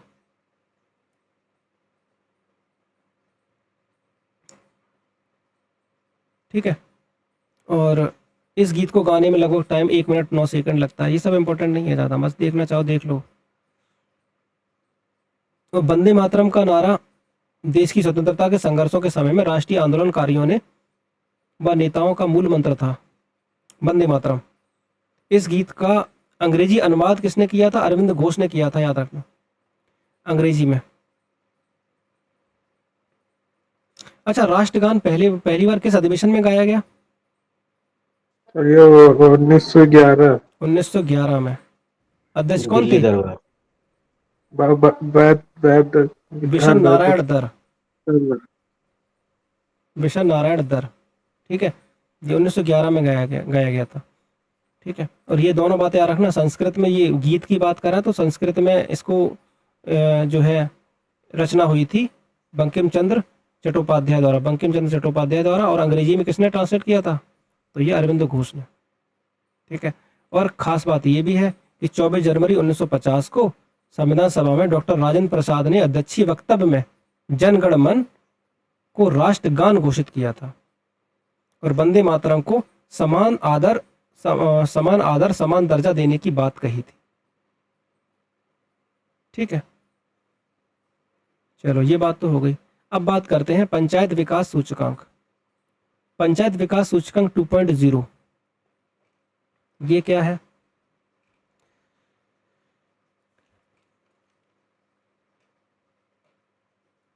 हाँ, अब यहां से सुनो।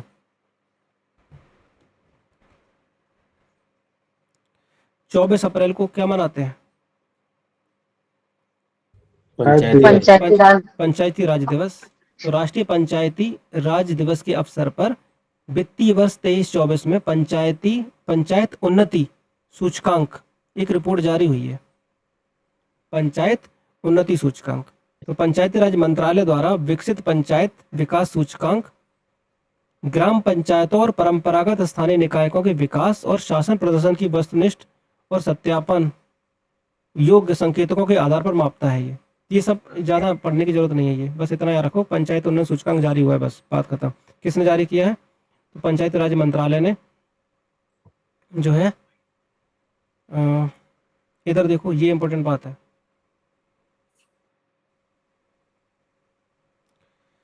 लगभग प्रत्येक पंचायत के लिए एक रिपोर्ट के अनुसार कुछ बात बताई गई है कि समग्र अंकों के आधार पर लगभग 3635 ग्राम पंचायतें फ्रंट रनर ए की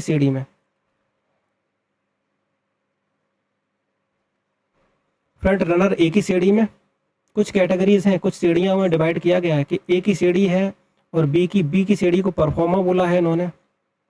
ठीक है, परफॉर्म बी श्रेणी में कितनी पंचायतें? लगभग 1,18,824 ग्राम पंचायतें वो किस में आ रही? परफॉर्मर बी श्रेणी में आ रही। और उत्तर प्रदेश की मोस्टली जो पंचायतें हैं वो इसी में आ रही, इसी में शामिल है, बी श्रेणी में, परफॉर्मर में। ठीक है, शीर्ष प्रदर्शन करने वाले विषयों में प्रथम के अंतर्गत पंचायतों में गरीबी उन्मूलन और आजीविका के सृजन के अंतर्गत देश भर में लगभग 3,313 ग्राम पंचायतें हैं।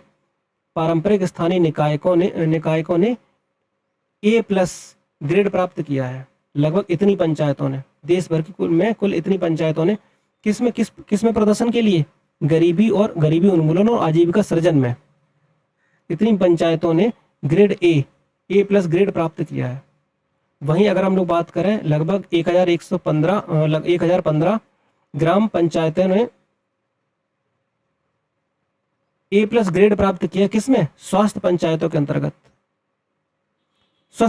के अंतर्गत। ठीक है, जिसमें इन्होंने निवारक स्वास्थ्य देखभाल या पोषण जागरूकता या स्वच्छता प्रथाएं या सामुदायिक सहभागिता पर इन्होंने अच्छा काम किया है, इसीलिए इनको रखा गया है। A+ ग्रेड मिला है लगभग 1,015 ग्राम पंचायतों को। ठीक है, ये दोनों बातें याद रखनी है। और कुछ खास बात क्या है?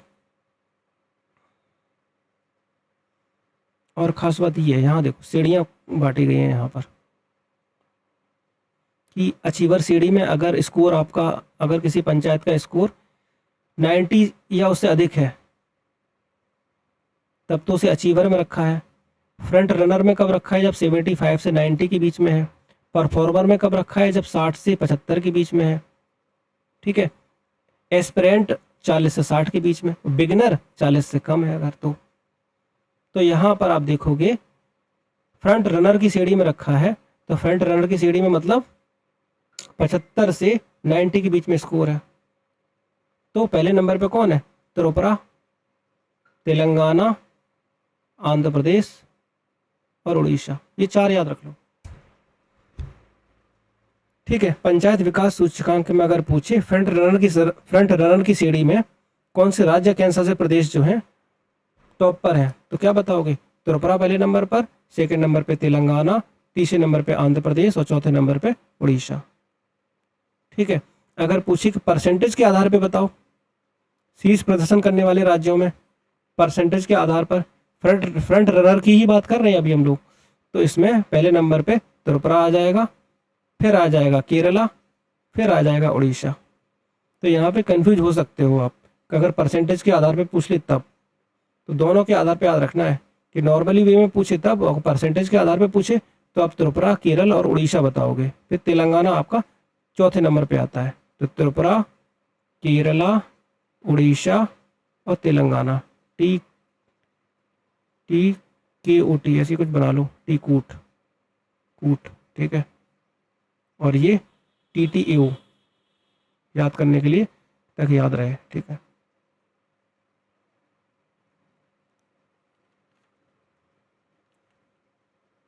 नेक्स्ट बात करते हैं प्रधानमंत्री ग्राम सड़क योजना 3। अब इसका ड्यूरेशन बढ़ा दिया है, इसलिए इंपॉर्टेंट है ये काफ़ी। क्या किया है देखो, अब मुझे एक क्वेश्चन बताओ, 18 अप्रैल को कौन सा दिवस मनाते हैं? हेरिटेज दिवस, हेरिटेज। हाँ, हेरिटेज डे, ठीक है। विश्व विरासत दिवस, ठीक है, विश्व विरासत दिवस 18 अप्रैल। तो 18 अप्रैल 2026 को प्रधानमंत्री ग्राम सड़क योजना 3, इन्होंने इसको 2025 से बढ़ाकर 2028 तक जारी करने को मंजूरी दे दी है। अब ग्राम सड़क योजना, भाई आपको पता ही है कि भारत गांव का देश है। अब गांव की जब तक कनेक्टिविटी अच्छी नहीं होगी तब तक गांव का विकास नहीं कर सकते, ठीक है। तो योजना के अंतर्गत ग्रामीण कृषि बाजारों, उच्चतर माध्यमिक विद्यालयों, अस्पतालों, बस्तियों को जोड़ने की थ्रू रूट्स, प्रमुख ग्रामीण संपर्क मार्गों का सुदृढ़ीकरण किया जाएगा। जो ग्रामीण संपर्क मार्ग है उनको बेहतर बनाया जाएगा, ठीक है। और प्रधानमंत्री ग्राम सड़क योजना 3 को संशोधित परिव्यय लगभग 80,250 करोड़ रुपए से बढ़ाकर लगभग 83,977 करोड़ रुपए इतना कर दिया है, ठीक है। बजट भी बढ़ाया है, कितना खर्चा करेंगे ये, लगभग इतना खर्चा कर रहे हैं, 83,977 करोड़ रुपए खर्च करेंगे ये, ताकि पुल वगैरह सड़कों का निर्माण कर सकें और पहाड़ी क्षेत्रों में जो सड़क है उनका निर्माण कार्यों को पूरा कर सकें। समय सीमा 2028 तक बढ़ाई गई है, ठीक है। पहाड़ी क्षेत्रों में पुलों के निर्माण और कार्यों को पूरा करने की जो समय सीमा 2029 है, मार्च 2029, पहाड़ी क्षेत्रों के लिए है ये, ठीक है। और प्रधानमंत्री ग्राम सड़क योजना भारत सरकार की एक प्रमुख ग्रामीण विकास कार्यक्रम है और इसको शुरुआत किया गया था कब? 25 दिसंबर 2000 को स्टार्ट किया गया था। इसको याद रखना आप लोग। प्रधानमंत्री ग्राम सड़क योजना कब स्टार्ट हुई थी? 2000 को। अब सरकार की कुछ ऐसी स्कीम्स जो एवरग्रीन स्कीम्स होती हैं, जो मोस्टली PCS में पूछता है कि कोई स्कीम दे देगा और उनका मैचिंग करने के लिए आ सकता है। ये 25 दिसंबर को गवर्नेंस डे मनाते हैं ना? हाँ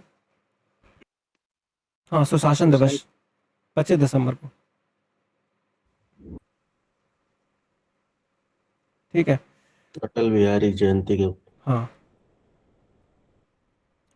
तो यहाँ पर ये सारी बातें, बस यही इम्पोर्टेंट है और कोई ज़्यादा खास इसमें है नहीं।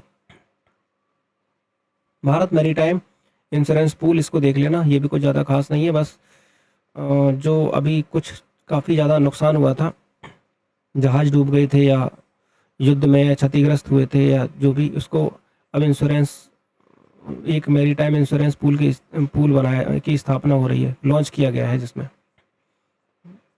एक तरीके से जो इंश्योरेंस करा देते हैं ना, वही उसी तरीके से है और जो ज़्यादा कुछ खास नहीं है। इसको देखना चाहो देख लेना। अगला देखो, ये कुछ इंपॉर्टेंट बात है। मातृ एवं बाल स्वास्थ्य देखभाल के लिए जननी प्लेटफॉर्म का शुभारंभ किया है। जननी प्लेटफॉर्म, तो स्वास्थ्य और परिवार कल्याण मंत्रालय ने भारत में मातृ एवं स्वास्थ्य सेवाएं के सुदृढ़ करने के लिए जननी नामक डिजिटल प्लेटफॉर्म का शुभारंभ किया है। जननी का पूर्ण रूप क्या है? जर्नी ऑफ, यहाँ देखो, Janani of antenatal natal and neonatal integrated care. इस प्लेटफॉर्म का शुभारंभ जो है, ये इतनी लंबी चीज लाइनें याद मत कर रखना, अगर छोटा मोटा कुछ होता तो इसका प्लेटफॉर्म का शुभारंभ जो national summit of the innovation and inclusivity, ये सब याद रखने की जरूरत नहीं है, ठीक है। जननी नामक प्लेटफॉर्म है, बस इसको याद रख सकते हो, जननी, ठीक है। जननी का फुल फॉर्म चाहो तो आप देख लेना, बस, और कुछ नहीं। जननी मातृ एवं बाल स्वास्थ्य देखभाल के लिए एक सेवा उन्मुख डिजिटल प्लेटफॉर्म है ये, ठीक है, एक डिजिटल प्लेटफॉर्म है जननी। यहां देखो, यह प्लेटफॉर्म प्रसव पूर्व देखभाल, प्रसव तैयारी, प्रसव या प्रसवोत्तर देखभाल, जन्म नवजात देखभाल, ग्रह आधारित नवजात और छोटे बालक की देखभाल और परिवार नियोजन को कवर करता है। ये परिवार नियोजन को कवर करता है, ठीक है। तो ये सारी चीजें हैं जिस पर ये पूरा प्लेटफॉर्म जो है इन सबको मॉनिटरिंग करेगा, ठीक है।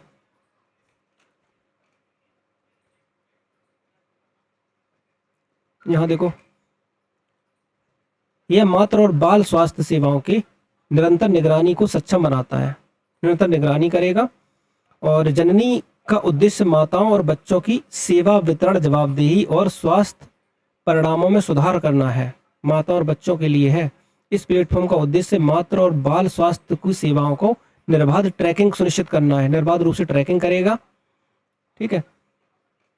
क्यूआर सक्षम डिजिटल मातृ और बाल स्वास्थ्य कार्डों की शुरुआत की गई है, ठीक है। इस प्लेटफॉर्म का मौजूदा प्रजनन एवं बाल स्वास्थ्य पोर्टल के उन्नत संस्करण के रूप में विकसित किया गया है, बस ये बहुत इंपॉर्टेंट है। विधानसभा चुनाव परिणाम 2026। कुछ राज्यों में विधानसभा चुनाव हुए थे। जब भी इस तरह का कोई कहीं इलेक्शन वाला कोई विधानसभा के चुनाव होते हैं तो इसमें इंपॉर्टेंट बातें क्या होती हैं? इंपॉर्टेंट बातें होती हैं कौन कौन से राज्यों में चुनाव हुए, उन राज्यों में विधानसभा की सीटें कितनी हैं, कौन जीता कौन हारा इससे मतलब नहीं है, उन राज्यों में विधानसभा की सीटें कितनी हैं, कहाँ कहाँ इलेक्शंस हुए हैं, उन राज्यों में सीएम कौन बना है, एक इम्पोर्टेंट बात ये है, ठीक है। तो यही सब बातों पे हम लोग यहाँ देखेंगे। तो देखो, पहली बार पश्चिम बंगाल के, यहाँ देखो, पहली बार पश्चिम बंगाल में ऐतिहासिक दर्ज की है बीजेपी ने, और असम में भाजपा ने लगातार तीसरी बार सत्ता में वापसी की है, ठीक है। और टीवीके, ये आपको पता ही है, इसके बारे में आपने काफी सुना होगा। अभिनेता विजय की पार्टी है ये टीवीके, पहली बार चुनाव लड़ते हुए बड़ी सफलता इन्होंने हासिल की है। और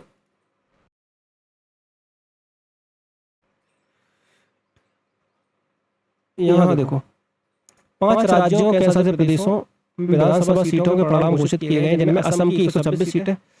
हाँ, क्वेश्चन पूछ लेंगे, अगर देखो, अगर पूछे कि असम में कितनी सीटें हैं विधानसभा की, क्या बताओगे? 126। केरल में कितनी है? 140। पांडिचेरी में कितनी है? 30। तमिलनाडु में कितनी है? तमिलनाडु 2 3 4 234। पश्चिम बंगाल में आई थिंक 294 सीटें हैं, जरा चेक करना। पश्चिम बंगाल में चेक करना जरा, विधानसभा की सीटें आई थिंक 294 सीटें होनी चाहिए। 294 ऐसा नीचे उसके बगल में देखिए लिखा है, कहाँ? उसी के आगे देखिए सर, 293 सीटें शामिल है, जो 21 सर 294 ठीक एक है, सीट पे वो सर रिवोट 294 सीटें हैं, ठीक है, इसको याद रखना। अब और बातें क्या क्या इंपॉर्टेंट है, यहाँ देखो, कुछ आर्टिकल हैं जो आपको पढ़ने हैं। भारतीय भारतीय निर्वाचन आयोग के संविधान के अनुच्छेद 324, अनुच्छेद 172 के साथ पठित जन प्रतिनिधि अधिनियम 1951 की धारा 15 के अंतर्गत प्रदत्त अधिकारों और शक्तियों के प्रयोग में असम, केरल, तमिलनाडु, पश्चिम बंगाल की राज्य विधानसभाओं और केंद्र शासित प्रदेश पांडिचेरी विधानसभा के कार्यकाल की समाप्ति की पूर्व चुनाव कराने का दायित्व दिया गया है, दायित्व सौंपा गया है किसको? निर्वाचन आयोग को। ठीक है। और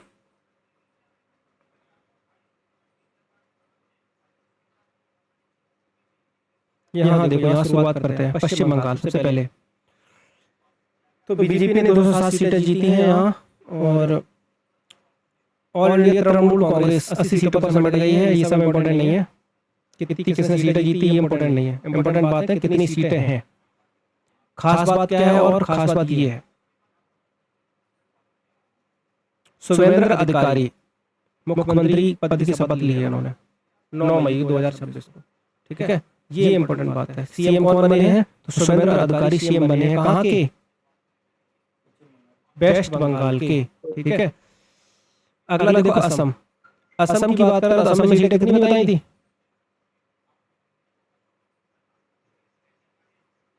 असम में 126 सीटें हैं।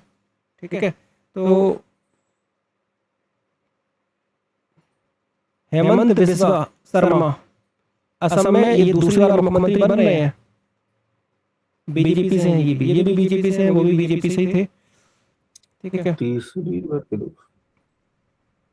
केरल की बात करें तो केरल में सीटें कितनी है? 140। 140। ठीक है। और केरल में सीएम कौन बना है? और एक चीज और देखते रहना, केरल में किसकी सरकार बनी है? United democratic front, Indian national Congress. 63 सीटें। ठीक है, यहाँ पर इंडियन नेशनल कांग्रेस।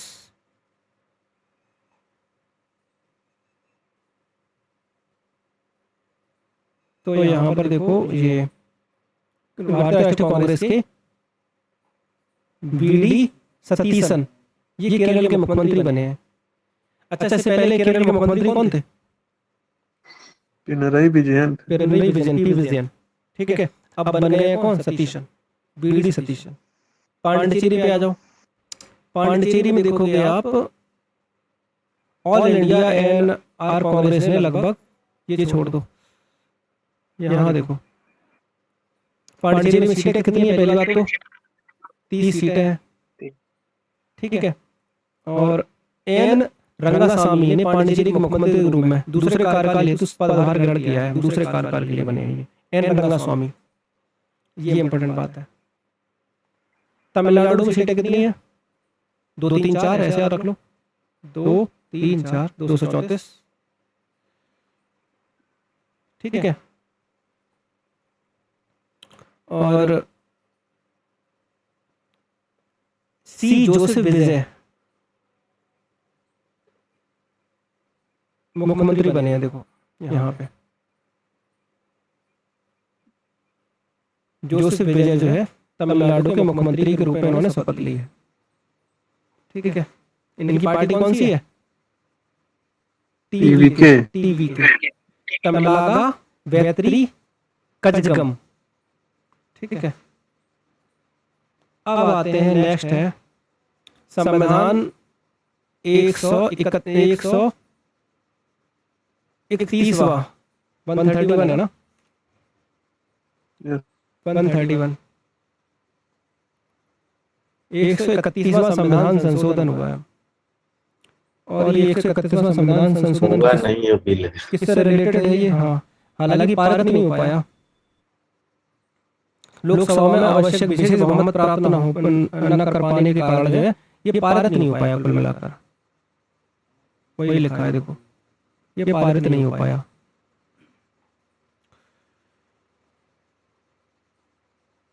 प्रस्ताव क्या था? प्रस्ताव था कि लोकसभा की जो अधिकतम सदस्य संख्या अभी तो 550 है,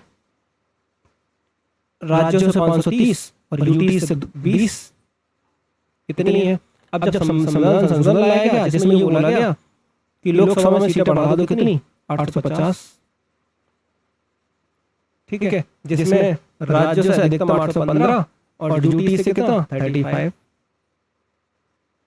ठीक है, लेकिन इस संविधान संशोधन में कहीं भी राज्यसभा का जिक्र नहीं, राज्यसभा में सदस्यों की कोई बदलाव करने की बात नहीं कही गई। अनुच्छेद 80 के अनुसार राज्यसभा में अधिकतम सदस्य कितने हैं 250। ठीक है, 250। और राष्ट्रपति कितने मनोनीत करता है 12। कला विज्ञान समाज सेवा से जुड़े हुए लोग होते हैं जो। ठीक है, कौन सा आर्टिकल 83। ठीक है,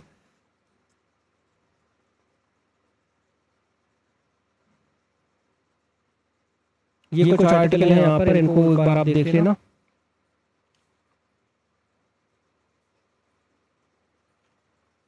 नेक्स्ट बात कौन सी इंपॉर्टेंट है, इधर आओ, यहाँ पे इस पूरे विधेयक का तीसरा और सबसे संवेदनशील पक्ष था महिलाओं के लिए एक तय आरक्षण के क्रियान्वयन का प्रश्न था। महिला आरक्षण के मामले में 106वां संविधान संशोधन अधिनियम 2023 में लोकसभा, राज्य विधानसभा और राष्ट्रीय राजधानी क्षेत्र दिल्ली विधानसभा में महिलाओं के आरक्षण का प्रावधान किया गया था। इस संविधान संशोधन के अंतर्गत आरक्षण लागू होने की शर्त यह थी कि 106वां संविधान संशोधन के प्रारंभ के बाद पहली जनगणना के आंकड़े प्रकाशित हों, इसके बाद परिसीमन किया जाए, ये शर्त थी। ठीक है, अब खैर इतना ज्यादा खास इंपॉर्टेंट तो रहा नहीं, क्योंकि पारित ही नहीं हुआ है तो बात ही खत्म हो गई। ठीक है, बाकी इनमें चाहो तो देखना चाहो देख लो, ज्यादा कुछ खास बात है नहीं यहाँ। परिसीमन आयोग का गठन होता है किस आर्टिकल के तहत, कोई बताएगा?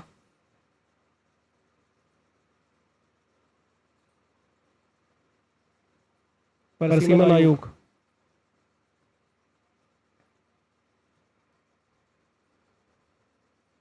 बताओ परिसीमन आयोग का गठन किस आर्टिकल के तहत गठन होता है? 82।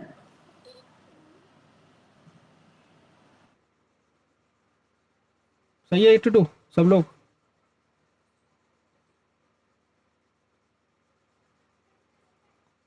नहीं पढ़ा है इसके बारे में आप लोगों ने, परिसीमन आयोग के बारे में? 82 है। ठीक है, किसने बताया था? सही है, 82 आर्टिकल। अच्छा, एक क्वेश्चन बताओ कि क्या परिसीमन आयोग की सिफारिशें सरकार पर बाध्यकारी होती हैं?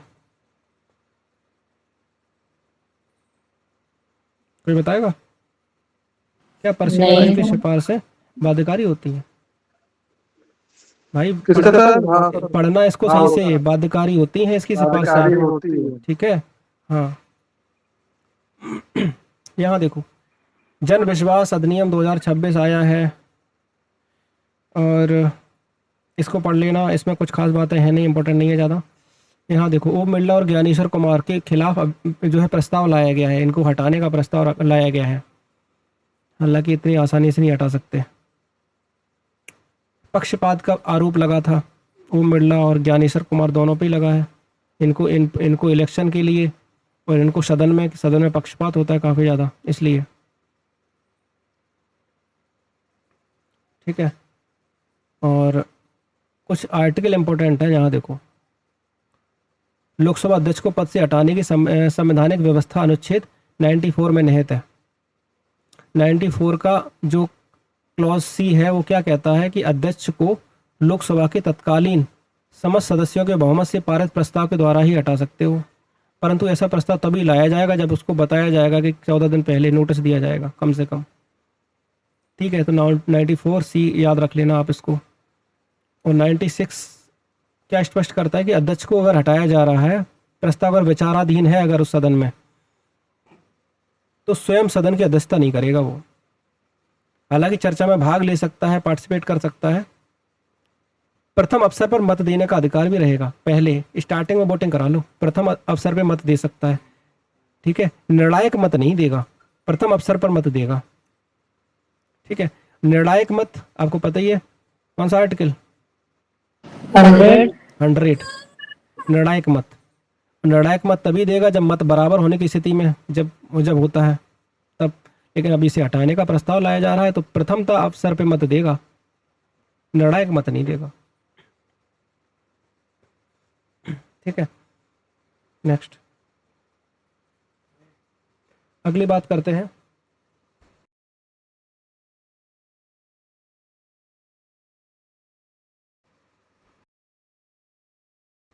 ठीक है, नेक्स्ट देखो 94 आर्टिकल। देखो जब भी करंट में कोई आर्टिकल आता है तो उसको ध्यान से पढ़ना, उस चीज़ को। आर्टिकल बहुत इंपॉर्टेंट हो जाते हैं। जो लोकसभा भंग होने पर भी अध्यक्ष तत्काल पद नहीं छोड़ता, समझ रहे हो 94 में, कि जब लोकसभा भंग भी हो जाए। अच्छा, राष्ट्रपति लोकसभा को भंग कर सकता है किस आर्टिकल के तहत? आर्टिकल 85 के तहत, याद रखना। 85 हाँ, तो लोकसभा भंग होने पर भी अध्यक्ष तत्काल पद नहीं छोड़ता, बल्कि नई लोकसभा की पहली बैठक से ठीक पहले तक पद पर बना रहता है वो। ठीक है, मुख्य निर्वाचन आयुक्त और अन्य निर्वाचन आयुक्तों में अंतर। तो अन्य निर्वाचन आयुक्त को राष्ट्रपति केवल मुख्य निर्वाचन आयुक्त की सिफारिश पर ही हटा सकता है। ठीक है, लेकिन निर्वाचक आयुक्त मुख्य निर्वाचन आयुक्त को हटाने की प्रक्रिया है, उसको उसी आधार पर हटाया जा सकता है जिस आधार पर सर्वोच्च न्यायालय के न्यायाधीश को हटाया जाता है। ठीक है, अब तक किसी भी लोकसभा अध्यक्ष को पद से नहीं हटाया गया है। हालांकि प्रस्ताव लाया गया था जीबी मावलंकर के खिलाफ, लेकिन ये प्रस्ताव पारित नहीं हो पाया था। ठीक है, ज्ञानेश कुमार, इनके बारे में पढ़ना। ज्ञानेश कुमार जो है कौन से नंबर के मुख्य निर्वाचन आयुक्त हैं? 26वें। 26 में।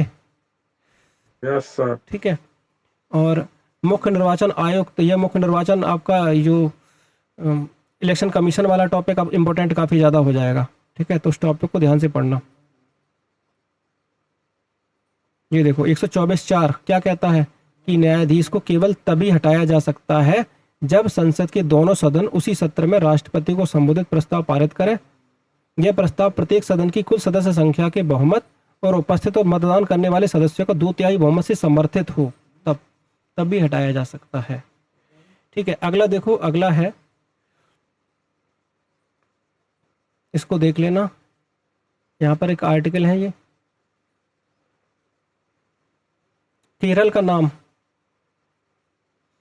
नाम बदलकर केरलम रख करने का प्रस्ताव को मंजूरी दी है। अब आप लोग मुझे एक क्वेश्चन बताओ, किस आर्टिकल के तहत किसी राज्य का नाम बदला जा सकता है? तीसरा सर, तीसरा। आर्टिकल 3 है सर। हाँ, आर्टिकल 3। आर्टिकल 3। अगर हम आर्टिकल 2 की बात करें तो 2 बताओ मुझे, 2 क्या है? वो उसमें नए के लिए है। नए राज्यों की स्थापना। नए राज्यों के लिए। नए राज्यों का प्रवेश, याद रखना, स्थापना Admission नहीं, और प्रवेश। जैसे मान लो कि किसी कोई मान लो जैसे भूटान है। अब भूटान का मान लो हमारा भूटान अगर माने कि भूटान अगर भारत में शामिल होना चाहे, ठीक है, या युद्ध की कंडीशन है किसी आधार पे हम उसको मिला रहे अपने खुद में भारत में, तो प्रवेश करा रहे हैं। ठीक है, तो आर्टिकल 2 का यूज करोगे आर्टिकल 2 के तहत। लेकिन आर्टिकल 3 का यूज कब करोगे? किसी की सीमा में परिवर्तन करना है, किसी राज्य की सीमा में परिवर्तन करना है, किसी राज्य को काटकर एक नया राज्य बना रहे हो। ठीक है, आर्टिकल 3 तो सर जो पहले से ही है, एग्जिस्टिंग स्टेट। हाँ। उसी में। हाँ, एग्जिस्टिंग स्टेट्स हैं उनके लिए आर्टिकल 3 है। ठीक है, और नाम परिवर्तित कर रहे हो तो आर्टिकल 3। तो यहाँ देखो, सिंपल मेजॉरिटी। हाँ, केरल का नाम केरलम करने की बात कर रहे हैं, बस माँ जोड़ने की बात कर रहे हैं, केरलम। इनका मानना है कि पहले केरलम ही था और इनकी संस्कृति से जुड़ा हुआ नाम है, केरलम है, कल्चर से। तो भारत के राष्ट्रपति केरल नाम परिवर्तन विधेयक 2026 जो लाया गया है, तो केरल से केरलम हुआ है। ये इंपॉर्टेंट बात नहीं है, इंपॉर्टेंट बात है ये। अब ये इंपॉर्टेंट आर्टिकल्स हो गए आपके लिए। आर्टिकल 3 राज्य का नाम परिवर्तन करने की शक्ति प्रदान करता है। आर्टिकल 4 क्या कहता है? Simple majority. हाँ, जो भी संशोधन किए जाएंगे। हाँ, तो कुल मिलाकर आर्टिकल 4 ये कहता है कि अनुच्छेद 2 और अनुच्छेद 3 में आपने जो भी कुछ कर लिया उसको हम भाई सीधी सी बात है, हम संविधान संशोधन नहीं मानेंगे। ये आर्टिकल 4 कहता है कि संविधान संशोधन नहीं माना जाएगा। सिंपल मेजोरिटी से पारित, ये नॉर्मली तौर पर साधारण बहुमत से पारित प्रस्ताव माने जाएंगे बस। तो ये संविधान संशोधन नहीं माना जाएगा, ये कहा जाए। देखो ये लिखा है 368 के अंतर्गत सामान्य संशोधन विधेयक, सामान्य संविधान संशोधन नहीं माना जाता। ये 4 कहता है आर्टिकल, ठीक है। 4 यह व्यवस्था करता है कि अनुच्छेद 3 के तहत कानून में प्रथम अनुसूची और चतुर्थ अनुसूची में आवश्यक संशोधन किए जा सकते हैं, ठीक है। नेक्स्ट बात करते हैं। नेक्स्ट है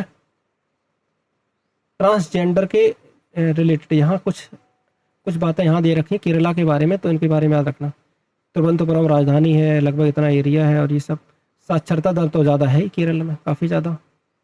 एक क्वेश्चन मैंने आपको बताया था कि साइबर क्राइम भी सबसे ज़्यादा कहाँ पर है? केरल में। साइबर क्राइम में चार्जिंग सीट चार्जिंग सबसे ज्यादा सीट, हाँ चार्जिंग सीट रेट केरला में है ना। लिंगानुपात भी सबसे ज़्यादा है यहाँ पर, 1000 पुरुषों पर 1084 महिलाएं, मलयालम भाषा, ठीक है। और केरल की झीलों को क्या कहते हैं? कयाल, ठीक है। भारत की सबसे लंबी झील कौन सी है? वेम्बनाड। वेम्बनाड झील, जो कि केरला में मिलेगी। एक अष्टमुदी झील भी है, ठीक है। लेगू बोट झील है रेस होता है ना, तो वो हाँ। Jawahar boat race. इस पर वेम्बनाड पर।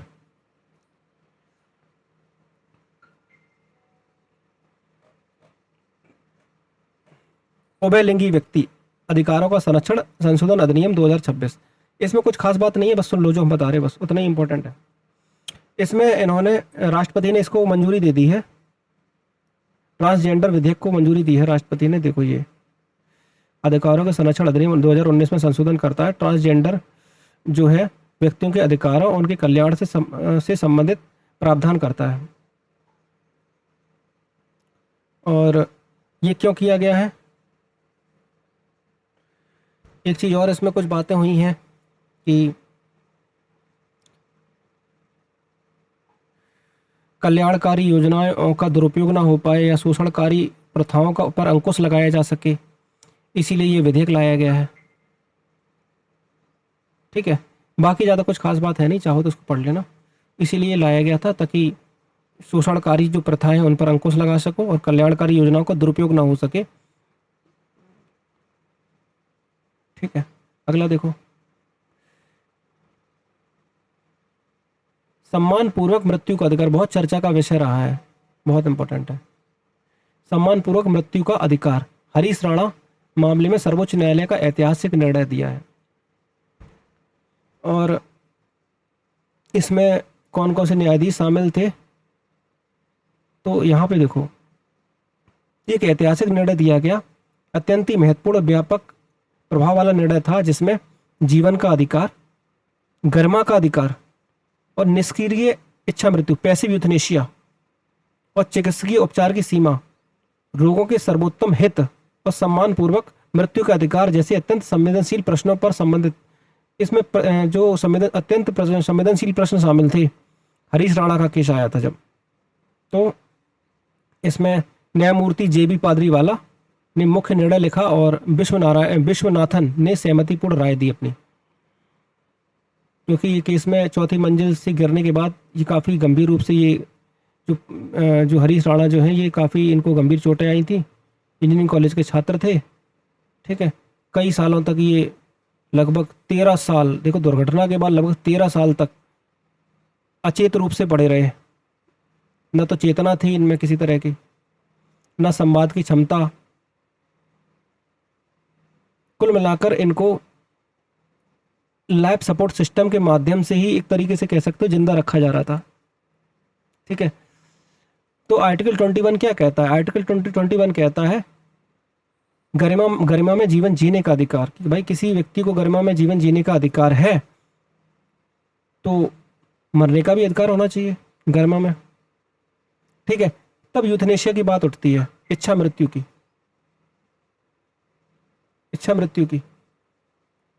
और इच्छा मृत्यु 2 तरह की, एक एक्टिव यूथनेशिया,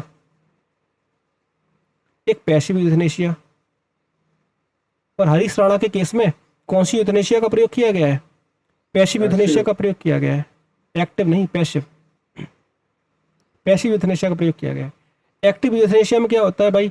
ये होता है कि देखो कुछ केसेस ऐसे होते हैं कि कोई गंभीर रूप से बीमार है, कोई कैंसर है या कैंसर का लास्ट स्टेज है, कुछ बीमारियां ऐसी होती हैं जिसमें डॉक्टर खुद बोल देता है कि भाई हम बचा नहीं सकते, इसका मरना तय है, और ये जब ये मरेगा, जब इसका अंत समय आएगा तो बहुत बुरी तरीके से तड़प तड़प कर मरेगा।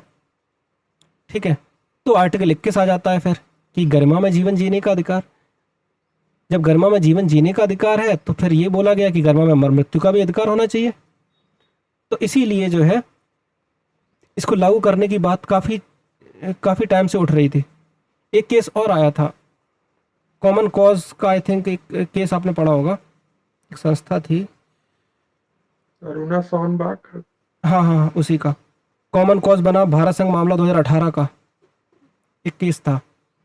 ठीक है, एक्टिव यूथनेशिया में क्या होता है कि किसी व्यक्ति को डायरेक्ट इंजेक्ट कर दो, पॉइजन इंजेक्शन लगा दो, डायरेक्ट खत्म हो जाता है खेल यहाँ पे। ठीक है, मृत्यु हो जाती है, पता ही नहीं चलता है किसी व्यक्ति को कब मर गया, ऐसे ऐसे पॉइजन आते हैं, ऐसे ऐसे जहर आते हैं।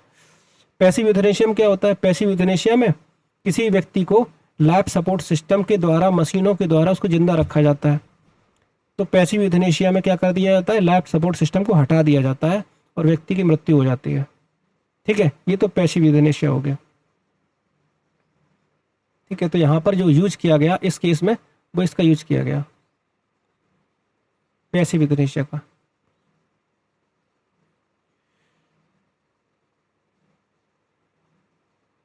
नेक्स्ट देखो, यहाँ आपको आर्टिकल 21 देखने को मिलेगा। हाँ देखो, ये है, ज़्यादा आगे आ गए।